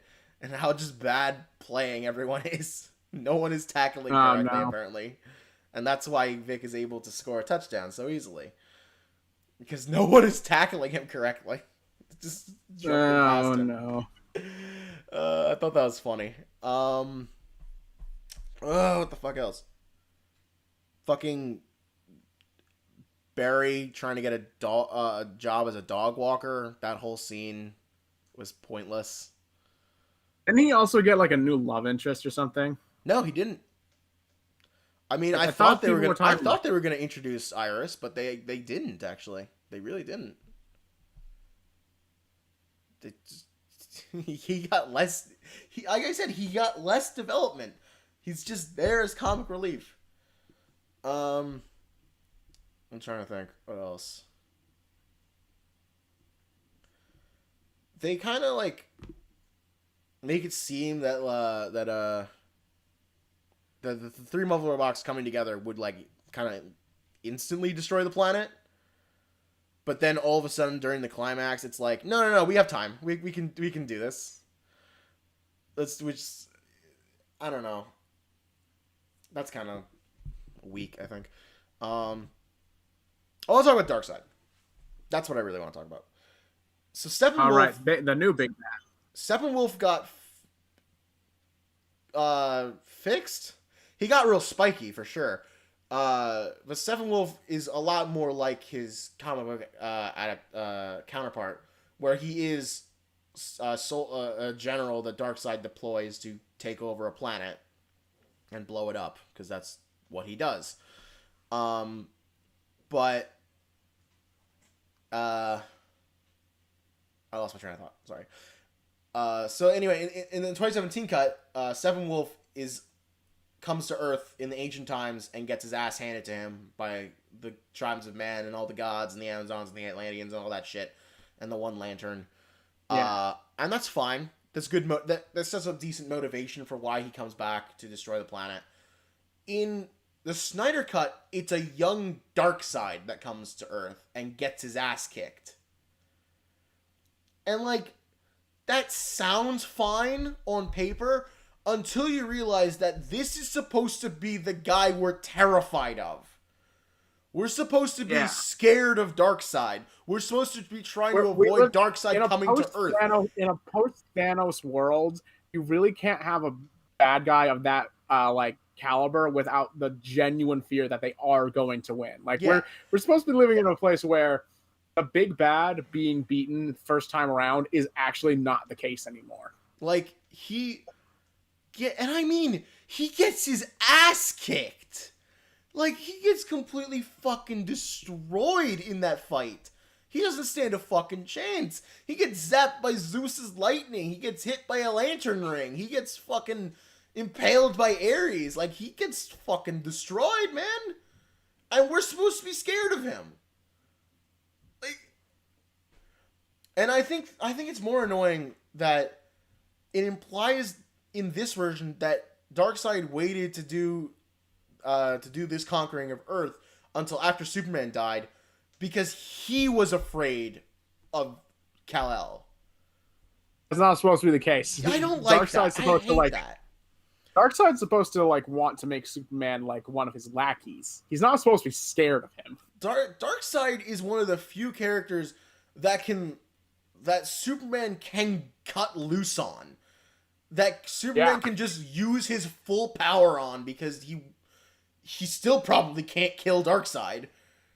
Like, it's just like he's that fucking strong. And to have him be like, "Oh no, the Kryptonian's back. I'm scared. Let's pull out, guys." It's like, no. I think Darkseid was made into a joke in this movie. And I get that they're still building up to Darkseid actually invading and actually corrupting Superman's mind, because we didn't really cover it because it's still pointless. But remember that fucking dream sequence in Batman vs Superman? Oh yeah, I remember that. Yeah, in the desert where Batman's yeah. Lois is the key. You know, all that stupid shit. Because Lois Lane dies and fucking Darkseid takes over. Because Zack Snyder played Injustice probably once and got a cool idea. Thought it was a cool idea. Oh yeah, just what a great movie. Yeah. So I guess I can skip ahead to the epilogue then, because there's a second. This was like the big selling point. This is second nightmare scene. Ooh, amazing. Oh no. Fuck, it's just Bats, Flash, Cyborg, Mera, and Slade, and the Joker standing around in the wide open, talking about how they're gonna get caught, and then they keep talking in the same spot, just over and over again. That's a nightmare? Yeah. It's a nightmare because he and the Joker are not trying to murder each other. That's a nightmare, guy. That's stupid. It's a dream stupid. sequence. It's a dream sequence. They don't want to get caught by Darkseid, and yet they insist on standing out in the open and having a full conversation with the Joker. The Joker, of all fucking people. The guy who laughs at an airplane's octave. Mm-hmm. It's just so... It's so weak. And they went back and shot that, like, post... Like, that hadn't been shot yet when the 2017 one was out. So they did that recently. And it's just like, I get that you're, trying to hype up your next movie that's not gonna happen now. Because Warner Brothers put the kibosh on that. And trust me, they won't now because not enough people watched the Snyder Cut. And, like... Seriously. Is anyone surprised by that? How many people who have HBO Max are gonna sit down and watch a movie for 4 hours? How many? I don't think nearly as many as Warner Brothers were hoping. Yeah, definitely not as many. They're saying that it's underperforming, and I'm like, no fucking shit, it's underperforming. Because everyone's already seen the movie. It didn't change enough. It just simply didn't. The amount of people who have asked me in the last 2 months, what the hell is the Snyder Cut? Goes to show that as much as the fan base is passionate, as much as they care, and as much as they want more of what they of Snyder and his vision, not enough people care for this to warrant any amount of time to be put into it. Like, yeah, I had to explain what the Snyder Cut was at least 8 different times to different people. And there are still people. No. Seriously, Jacob, what the fuck is the Snyder Cut? I'm imagining it's like the Avengers 4-hour cut or something. See, that's as best as I got from most people. That's like what I've been able to piece together, but also I wouldn't even give a fuck if it was that. See? Because I hate the entire universe. That's what it wasn't worth what I got. The Avengers is such an over... It is... So the general consensus is it wasn't worth it then. It wasn't worth it. A default American and it's made for that person. And it's just like, why? Let's call the general public, buddy. Yeah. You ever watch, like, Utopia? 2012, 2013? No. Watch that. Okay. It's on Amazon. It's, like, not made for most people. It's actually fucking good. Alright. Yeah. So, like, just... There's a lot that could have been cut down. It didn't have to be 4 hours long. But, like, it just feels like Snyder insisted, no, it has to be exactly 4 hours long. That's why so much of this random shit is included. That's why every scene feels so bloated. That's why there's a scene of a hot dog truck exploding. Like, it's just, like, great. Good job. You could do it, but why did you do it? It doesn't add anything except time to the movie. And the payoff isn't even worth it because not enough characters get fleshed out. I thought there was going to be... the biggest disappointment? I thought Darkseid was actually going to be the villain. It's still just Steppenwolf. It's still just Steppenwolf. In all his new spiky glory and his light purple sheen, which was very strange. I didn't understand where the fuck the purple was coming from. But okay. It's his halo. It's his own unique halo. It was distracting. Just like randomly on his chest, there'll just be a light purple glow on a couple of his spines. I'm just like, okay, but why? And apparently, I read in an interview that he really liked the purple sheen. He really liked how that turned out. And I just have to ask, but why is it there? Why is it even in there in the first place? Artistic choice, that's why. It's a strange artistic choice. It's not bad. The movie is not bad. It's watchable if you have the time. There are parts that are entertaining. There's parts of the climax that are a nice beatdown. They behead Steppenwolf. That's kind of funny. Oh, that's cool.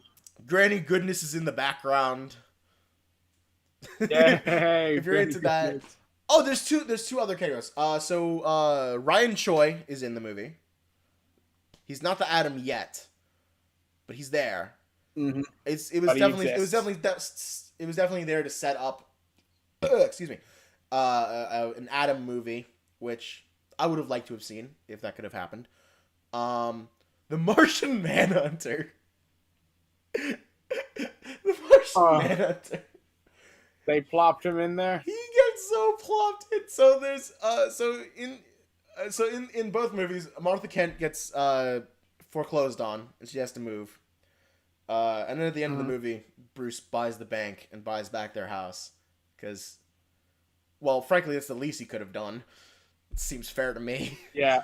But anyway, so in the 2017 cut, Martha shows up at the Daily Planet to talk to Lois Lane. And it's kind of a nice conversation. It's short, but it's kind of a nice conversation. In the Snyder cut, she shows up at Lois Lane's apartment. And they have a very long conversation that's very boring and doesn't add up to anything. And it's shot so fucking poorly that they're basically just silhouettes talking for most of it. Oh, no. No. Yep. The backlight from the window is so ridiculously strong, and it's being shot from the other end of that. Just poor camera placement.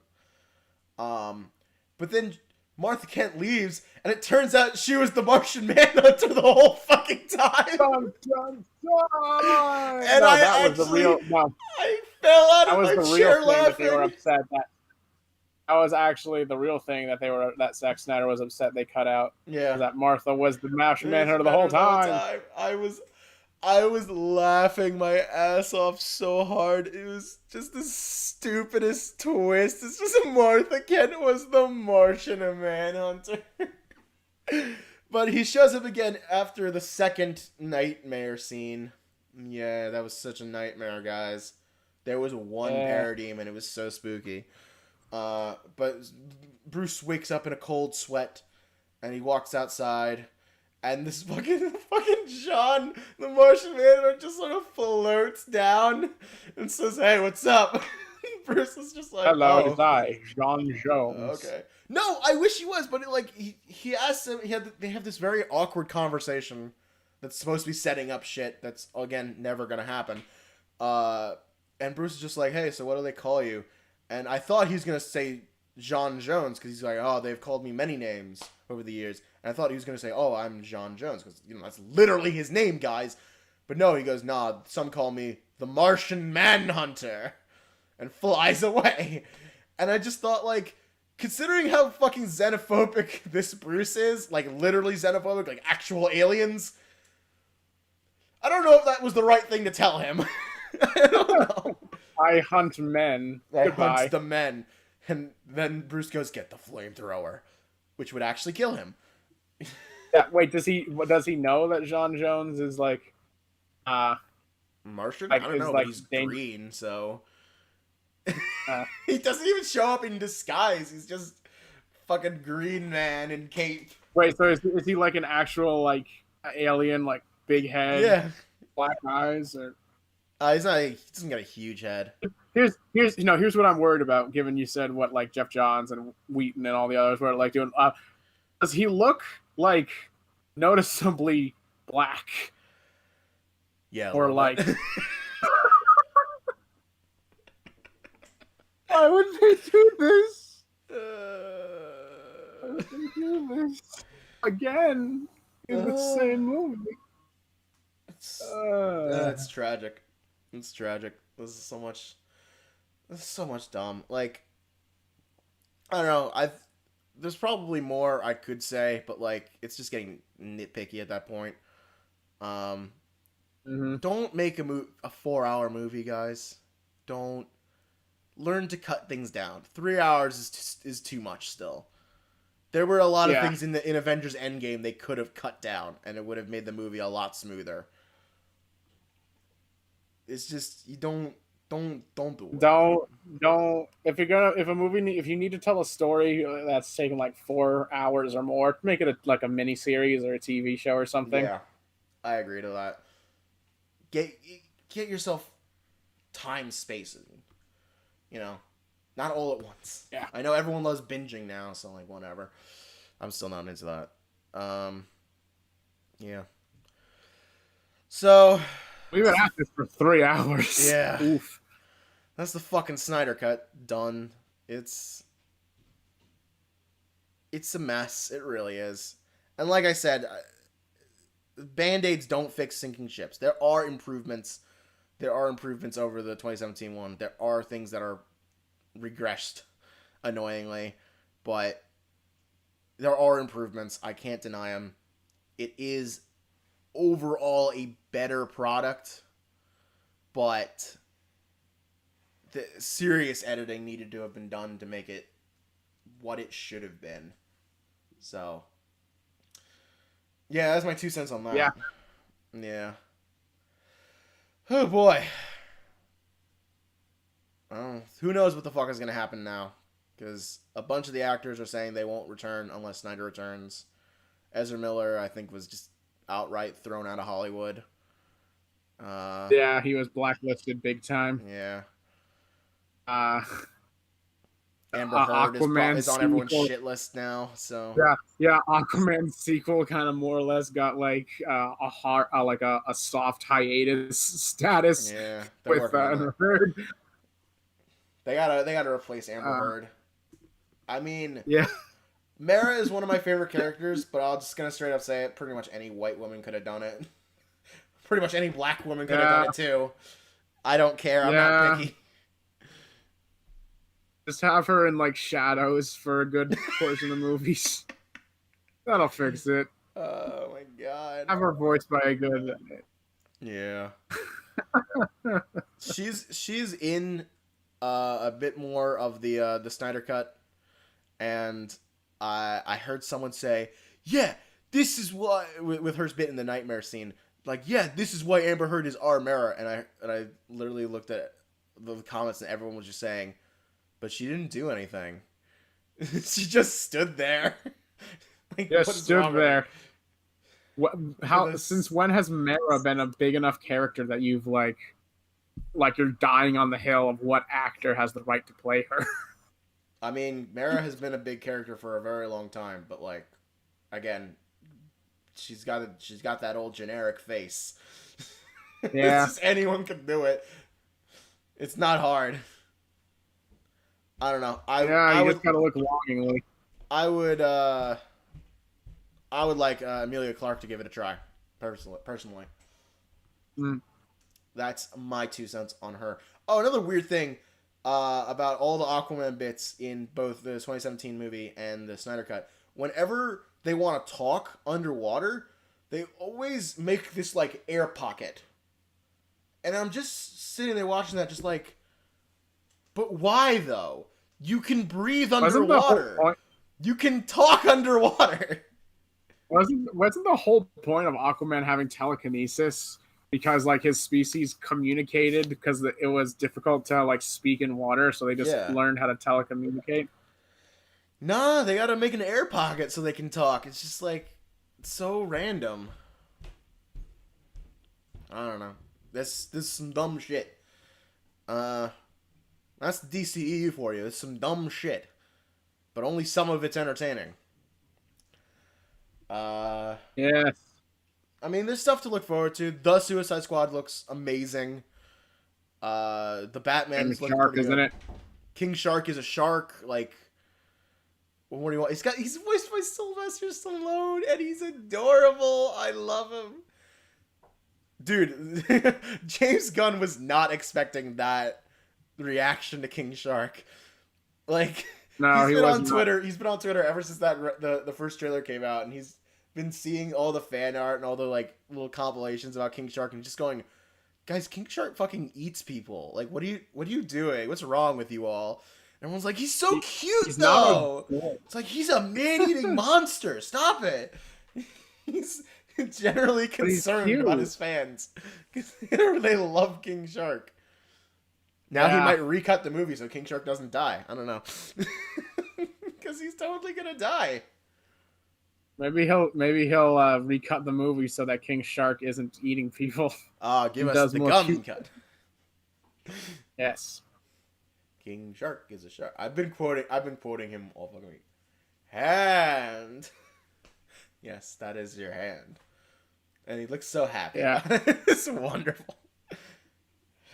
That trailer's so good. Fucking Polka Dot Man. Depressed as shit. I love him. Can we turn over to Marvel real quick? Because fucking Falcon and the Winter Oh, yeah, Soldier. no problem. It's I obviously the episode, there's an episode that dropped today and I haven't watched it yet. But it's supposed to be. I just found out that it's only supposed to be a 6-episode series. It took 3 episodes for something to happen. Yeah, Like, and it's probably gonna take another 3 for something else to happen. I hope not. Like, in 3 episodes, all that's happened was, Bucky and Sam are sad that Cap died. Sam gives away the shield. The government gives the shield to some asshole to become the new Captain America.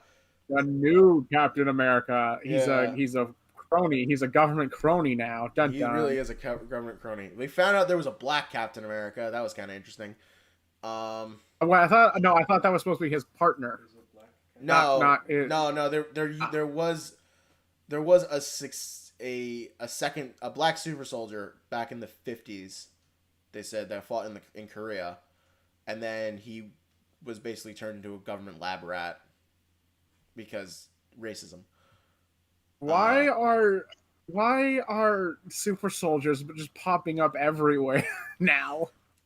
I don't know, because at least in the story, it's because someone recreated the Hydra formula for super soldiers, and like a bunch of teenagers who want to like return the world to the way things were before everyone came back to life. Took them, and now they're super soldiers, and they're stealing like vaccines and shit to give to poor people, and like the government wants to kill them. It's very weird. They broke Zemo out of jail. They did that. Oh, yay! That was a smart move. That side character from Civil War, yay! He was the main antagonist. I know he was the main. Yeah, I know the side character from Civil War.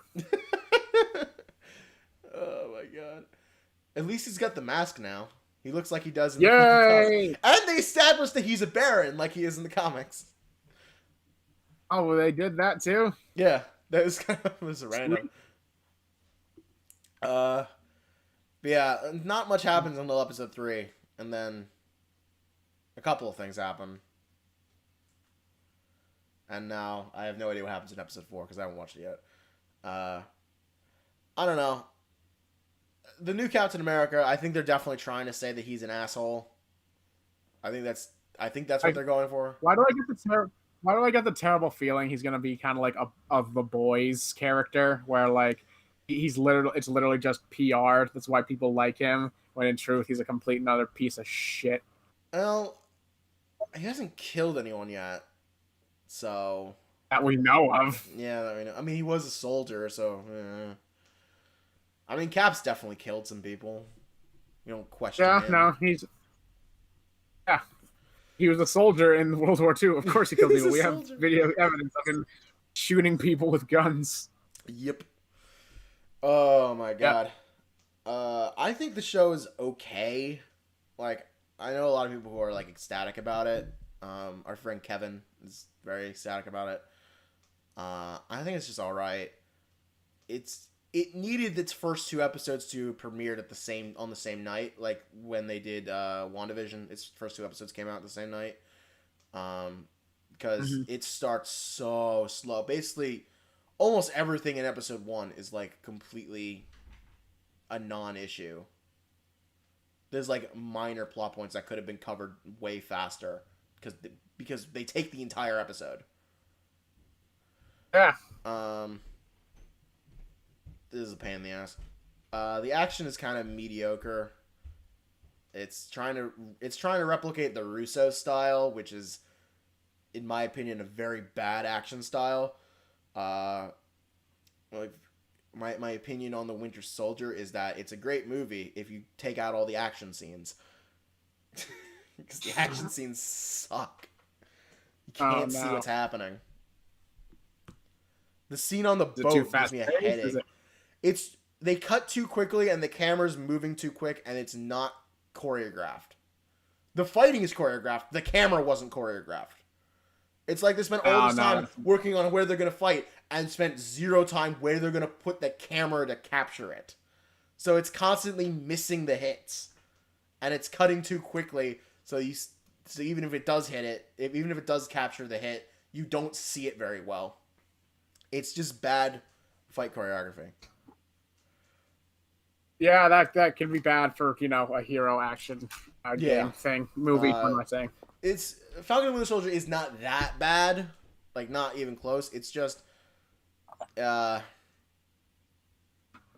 very... It's not as engaging. I don't know. It's okay. It's like it's okay. I don't hate it. It's no Snowpiercer. Understand. Oh, Snowpiercer. That's a good one. I mean, the show. Is everyone on the same page? I'm talking about the Snowpiercer show, not the movie. Never mind. The movie is amazing. Yes, the movie is amazing. But I'm talking about the show that I'm the only one who cares about. I'm the only one who cares about the Snowpiercer TV show. It's good. Indeed. It's good. If you ever want to see Sean Bean act like a complete lunatic, Snowpiercer. Well, I tend to have difficulty with Sean Bean because I know he's going to get murdered whenever he's in. He hasn't been murdered yet. Yet. He actually kind of came back to life, technically. Actually, in the Snowpiercer show, he actually kind of technically came back to life. Everyone thought he was dead for the entire first season. And then he showed up in the last episode. And then he was the antagonist of season 2. He did a reverse Sean Bean. He resurrected himself instead of dying. Came back. Yes. And he has this weird thing for making people slit their wrists in his bathtub. It's really weird. Okay, we're getting kind of far away from the DC. Hey, it's based on a comic book too. Yeah. A Dark Horse one. Is it? I actually don't know. I actually don't know, but I'm making a joke that it's less mainstream than, you know. Oh, it's really not mainstream. It's a French comic book. There you go. Yeah, you had something you want to say about WandaVision. Right, yeah. I was mostly curious on if you had seen or finished the show yet, because I've seen a few episodes, I've seen a few things with it, and I gotta say, I have never seen a more divisive, piece of entertainment between my friend group than I have with WandaVision, because boy, oh boy, do people either think it is the greatest bit of, like, what's the word? Like, character development for Wanda. It does things to her that the main movie has never done. Other people think it borderline makes Wanda into an irredeemable mad person, and they cannot get behind it. They do not like it. Like, I mean, I haven't finished it. I mean, I'm pretty close to the end. There's only like 2 more episodes. Okay, I don't want to spoil it for you then. If you it's fine. I vaguely know about all the Ship of Theseus memes and all the white Vision, and that she didn't actually steal Vision's corpse or parts, I guess. Yeah. Okay, well, what she didn't. The reason people think that Wanda is borderline, is now a villain, is because. Do you know the twist about the town, at least? Which one? The people in the town are actually all real people. Wanda is brainwashing all of them to live out her fantasies. Oh yeah, I knew that. Yeah, so a lot of people think that it's kind of bullshit that they're saying, oh yeah, Wanda did this and then made herself forget about it. It's like, no, that's a cop-out. They feel like Wanda they went a bit too far with the whole idea of mourning and how that the whole show has going for it. Because they went too far because Wanda has basically upended hundreds of people's lives and forced, they're still fully conscious. I don't know if that's been spoiled. They know what's going on. Yeah, they know that they are trapped. They know, they are doing these things and they want out. They are scared and all this other kind of stuff. There's, this one scene, and I think the last 1 episode or the last 2 episodes, where like literally the people are begging her to please not hurt them anymore and let them go and like all this other kind of stuff. And Wanda is actually like hyperventilating because she's more concerned that her fantasy where she gets to be with Vision is falling apart than all these people are like guilt, that these people are forcing her to go through guilt. A lot of my friends feel like they're getting sick and tired of character, like, because you know the little girl from Captain Marvel, Yeah. The one who's going to become the new Captain Marvel, hopefully, maybe. Well, I would rather like, her just become Photon, but okay. Yeah, well, that's what people are saying. She like tells Wanda like they'll never know what you gave up when like trying to convince her to, you know, get rid of the anomaly and the fantasy and whatever. And a lot of people are getting sick and fucking tired of protagonists or heroes basically people trying to frame or applaud them for doing literally the one thing that would make them even slightly decent of a person and making it seem like it's a big sacrifice and a heroic thing. A lot of my this one particular very passionate writer friend I knew spoke to me for 10 minutes, would not let me leave for 10 minutes as she explained how if Wanda had literally done anything other than let the people go and like, then that's not a sacrifice for her. She literally, if she hadn't done it, she would flat out just be a villain. She would flat out be like worse than some villains in Marvel movies we've already seen. But other people really like it because they think this gives so much more insight to Wanda as a person. They feel like it's a learning curve for her because of the just sheer amount of loss she's gone through. She lost her brother, she lost her husband or her love interest, whatever. She lost any semblance of a normal life. So it's kind of understandable that she's gone through these successive losses and kind of just broke her mentally. So she needed kind of this therapy. It might have been bad, but it was something that she needed so she could grow. Look at how cute Metapod. So that's sort of the two camps I've mostly been subject to. I think the only way to really determine that is to see what happens afterward. What are the consequences for this? What does she decide to do after this? Like, that's what I think is more important. And if it ends before we find that out, well, then I guess we have to find out in the Doctor Strange movie that she's supposed to be in. Like, all right, cool, whatever. Like, we'll just move that along. Because, like, you know, this whole story engine is stalled. Amazing. I mean, WandaVision as a concept is very interesting and really well executed. But it doesn't have that much forward momentum that they need. And I really don't I do genuinely love how every episode the actors actually change their mannerisms and their acting style dependent on the sitcom style of amazing. the decade. That's fantastic. I don't know how Falcon and Winter Soldier will push things forward because it's not. I mean, it's doing a lot to establish what the status quo is, but that's not moving forward. That's establishing a base camp. And then the Loki show, I mean, it looks fun, but like, I don't even fucking know what's happening there. I guess I'll find out in like June or whenever the fuck that thing comes out. I really think its marketing team is going off the powerhouse of Tom Hiddleston's like charisma. That they don't have to explain what's going on just yet. That's all they just let Tom Hiddleston smile to the camera, and people will literally flock to it. And Owen Wilson is there. He's gonna say, "Wow, wow, wow, you're a god. Wow, I was a car once. Wow, that's just I can make that joke because it's all owned by Disney." Yeah. Oh my god. Imagine that be a joke about the multiverse existing for Marvel. There's a car version of the Owen Wilson's character. And Owen Wilson as a car. Wow, I'm a car now. Wow.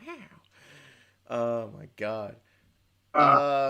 Let's flip it back over to DC real quick. Flash has finally entered its 7th season. I'm caught up. Well, The actually, no, show's I'm still not. going. I thought it got canceled.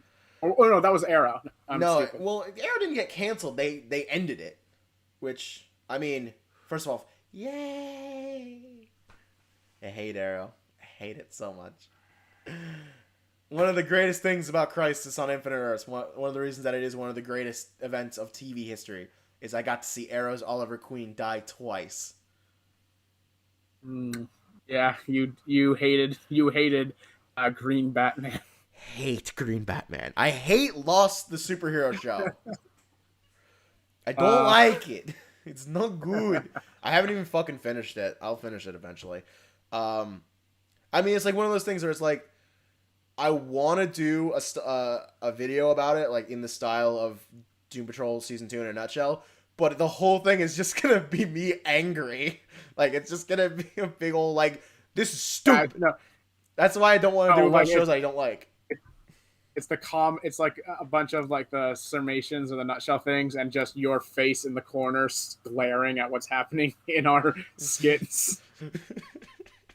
It might be funny. I don't know. Maybe people like maybe if doing this whole Lucifer season 1 in a nutshell goes well, maybe I'll do something like that. By the way, I'm working on Lucifer season 1 in a nutshell. In case there's anyone here, Woohoo! I'm working on the script, working on getting actors. How many viewers do you have? At the moment, probably like 1, maybe 2 tops. That's how many people are watching right now. Cool. Yeah. Which is more than I thought there would be. Yeah, I am working on Lucifer season 1. I have quite a few men willing to be in it. You're willing to be in it, right, buddy? Sure. John, you're willing to be Detective Douche, right? Yeah, douche. You might actually really like the role. It's really fun. And it's part of the idea of why you're so isolated from everyone. It's like plot relevant. Yeah. Yeah. The problem is I have pretty much the entire male cast ready.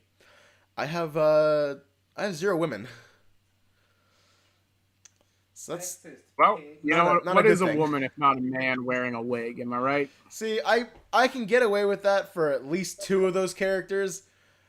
I can't get away with that for the black woman. I'm not black. I can't do that. I'm willing to cross-dress. I'm not willing to do blackface. That's my line.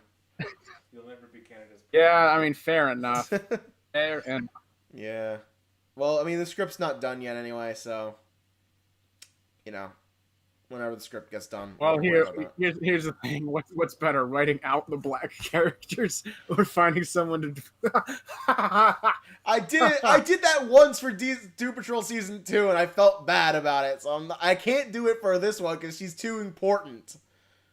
I was willing to do it for Doom Patrol because that character was really not that important in the grand scheme of things. But I can't do this here. I need to have her in this. I can't do it. I can't do it. I can't do it. I refuse to cast a child actor because then I have to jump through a whole bunch of hoops, legally speaking. So I am going to get myself a monkey plush, and that's going to stand in for the child. Yeah. Because they always call her Monkey, so fans of the show will get it. Oh, it makes sense. The fans will get it. It's coming to an end. The second half of season 5 is coming out in the end of May. Oh wow. Yeah, it's almost over. I'm sad. It couldn't be killed, and now it's gonna die. Well, end peacefully, I guess. Don't cry that it's ending. Be happy it was here. That's true. And we're finally going to get the musical episode, so. Yay. Very happy about that. Something else. Supergirl's going to end. It's on its final season. I mean. No one really cares. Yeah. Okay. I heard Black Lightning's going to end, but no one told me. Wait, Black Lightning existed? Yes. Black Lightning existed? Yes. Shocking, I know. That's not. Who knows if Batwoman will get a season 3? I'd love to see that. That's my favorite. That's my favorite train wreck, ongoing train wreck. I know. I don't want it to end. I don't want it to end. I heard they got Black Mask in there.